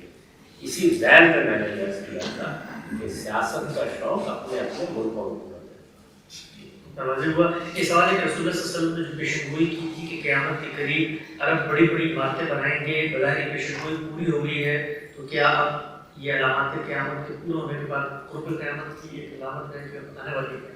جی بالکل، اللہ تعالیٰ کے پیغمبر نے جو قیامت کے قرب کی نشانیاں بتائی ہیں، جب قیامت بہت قریب آ جائے گی اس میں یہی بتایا گیا تھا کہ عرب کے ننگے پاؤں، ننگے بدن کرنے والے چرواہے عمارتوں کی بلندی میں ایک دوسرے سے مقابلے کریں گے اور غلامی ایک ادارے کے طور پر کھڑے ہیں۔ ایک ہی وقت میں یہ دونوں کام ہو گئے، اس لیے قیامت کا قرب، اللہ کے قانون میں قرب 500 سال ہے، 1000 سال ہے، اللہ جانتا ہے، لیکن قریب ہی ہے۔ मतलब आपकी नज़र में सवाल पूछा गया है कि इस्लामिक बैंकिंग और कन्वेंशनल बैंकिंग में क्या फ़र्क है? मेरे नज़दीक तो कोई फर्क नहीं, बस लफ्जी किस्म के निगाह है। कमर्शियल बैंकिंग इस वक्त बहुत से मराहल से गुजरने के बाद अब मनी लैंडिंग से कहीं आगे बढ़कर बै व शरा, हायर परचेज और इसी तरह फाइनेंसिंग, फंडिंग की सूरत इख्तियार कर चुकी है। बड़ी तब्दीलियाँ आ चुकी हैं, उनको अभी हमारे उलमा पूरी तरह समझ नहीं पा रहे, तो इसलिए दुआ कीजिए एक दो चीज़ें ऐसी रह गई हैं इनकी इस्लाह हो जाए तो ये बड़ा मुफीद इदारा है, ये बड़ी हद तक पाकीज़ा हो जाए। ठीक वाज़ेह हुआ। इस हवाले से कुरान पाक में एक जगह कहा गया है जिसका मफ़हूम है कि शायर झूठे होते हैं, अलबत्ता पाकिस्तान में शौरा कराम को बहुत सराहा जाता है, आपका क्या कुरान मजीद में शायरों के बारे में ये कहा गया है कि ये हर वादी में गर्दिश करते रहते हैं। एक काफिये में एक मजमून सोच लिया हो बयान करते हैं, एक शेर में देखिए तो वही का नजर आए, दूसरे में देखिए तो हिंदे बलादोश नजर आए, तो फिर कुल वादी से मजमून। दूसरी बात ये कही है कि जब तक हम गाबून आम तौर पर जो लोग इनकी पैरवी करते हैं वो फनून लतीफ़ा के शायर लोग होते हैं और तकरीब में ज़िंदगी बसर करना पसंद करते हैं। इसी तरह ये कहा गया है कि इनके हम कौनो फेल में तजाद होता है। ये तीन बातें कहकर वहाँ के लोगों को तवज्जो दिलाई गई है कि तुम पैगंबर को शायर कैसे कहते हो, शायर को बिलकुल ऐसे ये कहते हैं। तो उसमें जो बात आपने बयान की वो ठीक से आपने वाज़ेह किया। तो इस सवाल हम सब के मोमिन भाई मोमिन के बारे में फिर पीछे अगर कोई बात करें, इसको ग़ीबत कहा जाता है कि हुक्मरानों की खामियाँ और आलिम दीन की खामियाँ बयान करना, ये भी ग़ीबत है। जी ये जो ग़ीबत है, इस तरह की चीज़ें हैं, इनका ताल्लुक आम लोगों से है। अगर कोई शख्स अपने आप को लोगों की रहनुमाई के लिए पेश करता है तो हमारी जिम्मेदारी है कि हम अगर कोई खामी है, कोई खराबी है तो उससे लोगों को मुत्तला करें, लेकिन खामी और खराबी प्रोपेगेंडा नहीं होना चाहिए। वो आपके ज़ाती इल्म में है, वो नाकाबिल तर्दीद शवाहिद के साथ आपके इल्म में है, तब ज़ुबान खोलनी चाहिए। उलमा को, दानिशवरों को, रहनुमाओं को और इसी तरह सियासी रहनुमाओं को वो हिफाजत हासिल नहीं है जो आम राज्य। जब रसूलुल्लाह सल्लल्लाहु अलैहि वसल्लम के बाद लोगों ने हदीस बयान करना शुरू की तो हमारे जलील कदर मुहद्दिसीन ने उनके सब कच्चे चिट्ठे और उनके सब अमाल को उनके सामने रखे। उस वक्त भी उन्होंने कहा कि तुम लोग हमारी ग़ीबत कर रहे हो। उन्होंने यही जवाब दिया था कि आप अल्लाह के पैगंबर की तरफ बात बयान करने से इनकार कर दें, हम नहीं करेंगे ग़ीबत। तो ये आम आदमी को तहफ़्फ़ुज़ हासिल है, ये लीडरों और उलमा को हासिल है। ये बात अलबत्ता ज़रूरी है कि झूठ बहतान न लगाइए, ये सोचिए समझे बातें न दोहराइए। एक रहनुमा या एक आलिम के मुखालिफ ने अगर कोई बात उसके बारे में कही है तो 1000 बार उसकी तहकीक कीजिए, इसलिए कि हमारी कौम में इल्ज़ाम लगाने, बहतान लगाने, झूठा प्रोपेगेंडा करने में कोई सारी नहीं। आखिरी 5 सवाल हम सबकी खिदमत में करके रखते हैं। मेरे खुसूसी दरख्वास्त भी होगी, हम सब ये बताइएगा कि अल्लाह ताला ने बाज़ पैगंबरों से बराह गुफ्तगू की है, बात से नहीं की, इस तरजीह की क्या वजह है कि तमाम पैगंबरों से बराह अल्लाह ताला ने गुफ्तगू की? हालात के लिहाज से अल्लाह फैसला करते हैं। उन्होंने एक जिम्मेदारी देनी है, अपना पैगाम देना है। पैगंबर कौन है, किन हालात में है, किसके पास जाकर पैगाम पहुँचाना है, किस नौयत का मिशन स्पुर्द किया गया है, उसका लिहाज करके मामला ये है और ये अल्लाह ताला का फैसला है। इसमें हमें क्यों मुदाखलत करनी? ये पूछते हैं जी, घर में एक भाई अगर दीन की तरफ बहुत ज़्यादा मायल हो और दूसरों को मजबूर करे कि वो भी उसकी दीनी तालीम को माने, और ये बिल्कुल भी हम देखते हैं हम सबके ख़ानदान में कोई मसलन आपसे मुतासर हो गया है, कोई किसी और आलिम से मुतासर है, तो एक बड़ी इसको कहते हैं टॉक्सिक सिचुएशन बन जाती है और फैमिली में ये कोशिश की जा रही होती है कि बाकी लोगों की ग्रुपबंदी से हमें नज़र आती है। इसमें आप क्या तारीफ देंगे उन लोगों को जो आपसे मुतासर हैं, वो अपने ख़ानदान या अपने दोस्तों के हल्के में आपकी कोई बात पेश करते हैं, लोग मुखातब करते हैं, तो कैसे किसी को मजबूर करने का किसी को हक नहीं है, ना किसी पर चढ़ दौड़ना चाहिए न लोगों से कोई बात ज़बरदस्ती मनवाने की कोशिश करनी चाहिए, न माहौल ख़राब करना चाहिए। खुशगवार तरीके से अगर बात बयान करने का मौका हो तो बस बयान कीजिए। तहज़ीब, शाइस्तगी, मोहब्बत, एक दूसरे के साथ एहतराम का रवैया, यही हमारे दीन की तालीम है। ये हमेशा ज़हन में रखें कि अल्लाह ताला ने कुरान मजीद में कई जगहों पर अपने पैगम्बर को तवज्जो दिलाई है कि मैं खालिक हूँ। मैं अगर सब लोगों को एक ही रास्ते पर लाना चाहता तो मेरे लिए कुछ मुश्किल नहीं कि मैंने लोगों को आज़ादी दी है। सब लोग माओ ने आज़ाद पैदा किए हैं, वो आपका भाई है, बेटा है, बाशऊर बीवी है, शौहर है, तो उनको हक हासिल है जो राय वो चाहे कायम करें। हमें चाहिए कि हम गुफ्तगू के आदाब सीखें, इख्तलाफ के आदाब सीखें, बात का सलीका सीखें। बात करने को मौका बे मौका हर बात नहीं कहनी चाहिए, बल्कि सही वक्त पर सही तरीके से जब आप बात करें तो देखेंगे दूसरा आदमी सुनने के लिए तैयार है नहीं तैयार है, तवज्जो दिला दें। इससे ज़्यादा कोई चीज़ नहीं। खुशगवार माहौल में ज़िंदगी बसर करें। किसी को अल्लाह ताला ने यह हक नहीं दिया कि वो दूसरों की शख्सी आरा और शख्सी मामलात में मुदाखलत करे, ना किसी बाप को, ना किसी बेटे को, ना किसी भाई को, ना किसी हुकूमत, किसी को। जी, आपसे नुक्ता वाज़ेह हो गया। सवाल है आपकी खिदमत में कि क्या इस्लाम हमजिन्स परस्तों से नफरत की हिदायत करता है? इस्लाम किसी से नफरत की हिदायत नहीं करता। किसी गुनाहगार से, गुनाहगार शख्स से भी आप नफरत नहीं करेंगे। आप अल्लाह का पैगाम पहुँचाएं, आप सलीके के साथ गलती को वाज़ेह करेंगे। सवाल ये है कि मुसलमान जब हिंदुस्तान में आए होंगे तो सबसे बड़ा गुनाह क्या है? शिर्क। चारों तरफ हुए, हर घर पर बुतखाना, हर जगह लोग बुतों की परस्तिश कर रहे हैं। उन्होंने क्या किया? नफरत अंगेज कर एक ही हर लोगों में खड़े हो अल्लाह का पैगाम पहुँचा। यही काम हर जगह करना चाहिए। नफरत की तालीम हमारे दीन में नहीं यही, बल्कि अगर कोई गलती कर रहा है या किसी गुनाह में मुब्तला है तो वह हमारी मोहब्बत और खैरखाई का मोहताज है। बिल्कुल वाज़ेह हो गया। मेरे हाथ में एक सवाल है, बिल्कुल इब्तिदा में सामने आया था, लेकिन मैंने ये सोचा कि बिल्कुल आखिर में आप सबकी खिदमत में रखूँगा और बहुत ही अहम सवाल है। इस सवाल पे जाने से पहले मैं सिर्फ ये कर दूँ कि जिस मजलिस में आप बैठे हैं तो ज़ाहिर तो ये 2 घंटे की मजलिस से आप लोग आए हैं, इसमें यहाँ से रुखसत हो जाएंगे, लेकिन इसके इनेकाद के लिए, इसको मुमकिन बनाने के लिए आप ही की तरह अपनी ज़िंदगियों में नौकरियाँ करने वाले मसरूफ़ लोग, वो लोग जो दीन का दर्द, खैरखाही और जज्बा रखते हैं अल्लाह की दावत के फ़रोग़ का, उन्होंने बड़ी कोशिशें की हैं। तो मैं चाहूँगा कि उन चंद लोगों को मैं यहाँ पीछे पे बुला के लूँ और आप लोगों की हौसला अफजाई फरमाएँ। और इसमें सबसे बढ़ के हमारी खुशी की बात है कि ख़वातीन में से बाज़ ख़वातीन जो कि बड़ी मसरूफ़ियत होती है बच्चों की भी, नौकरियों की भी, उन्होंने भी बड़ी मेहनत की है। तो मैं इरम नबी साहब से कहूँगा कि वो यहाँ पर तशरीफ़ लाएँ, लोग इनसे मुतारिफ़ भी हों। ये यहाँ लोकल हमारी टीम की मेंबर है, इनके साथ एहतशाम साहब हैं, ज़ुबैर हैं, आप भी तो यहाँ तशरीफ़ लाएँ ताकि लोग आपके चेहरों से भी मालूम हों और आइंदा भी आप लोगों से रब्ता रखें। तशरीफ़ लाइए और इन लोगों के लिए तालीम करें।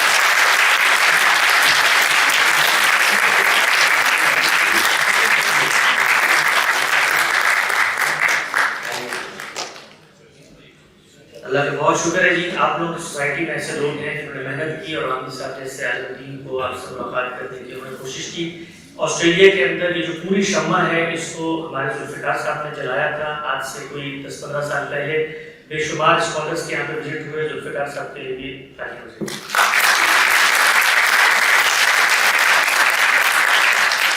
आखिरी सवाल है आपकी खिदमत में। इस सवाल में पूछा है आपका ज़िंदगी भर का, बहुत शुक्रिया तशरीफ़। इस सवाल में पूछा है कि आप ये बताइए कि हमें कैसे मालूम होगा कि अल्लाह ताला हमसे राज़ी है? इंसान जब अल्लाह ताला को राज़ी करने का फैसला कर लेता है तो अल्लाह उसके दिल पर सुकीनत और इत्मीनान नाज़िल करता है। तो आपको मालूम हो जाएगा, लेकिन ये पहले ही दिन नहीं मालूम होगा। अल्लाह ताला एक इम्तिहान से गुजारते हैं बंदे को, उस वक्त हर लहज़े पर उनकी मदद नाज़िल होना शुरू हो जाती है। इसको खुद अल्लाह ताला ने इस तरह बयान किया है कि वल्लज़ीना जाहदू फ़ीना लनहदियन्नहुम सुबुलना। अगर लोग हमारी राह में जद्दोजहद का फैसला कर लेंगे तो हम रास्ते दिखाना शुरू करेंगे। और अल्लाह ताला जब रास्ते दिखाना शुरू करता है तो फिर अल्लाह ताला नज़र आना शुरू होता है। वो आपके कामों में, आपके मामलात में, आपके फैसलों में नज़र आता है। लेकिन उसके लिए जो जद्दोजहद करनी है वो पहले हमारी ज़रूरत है। So,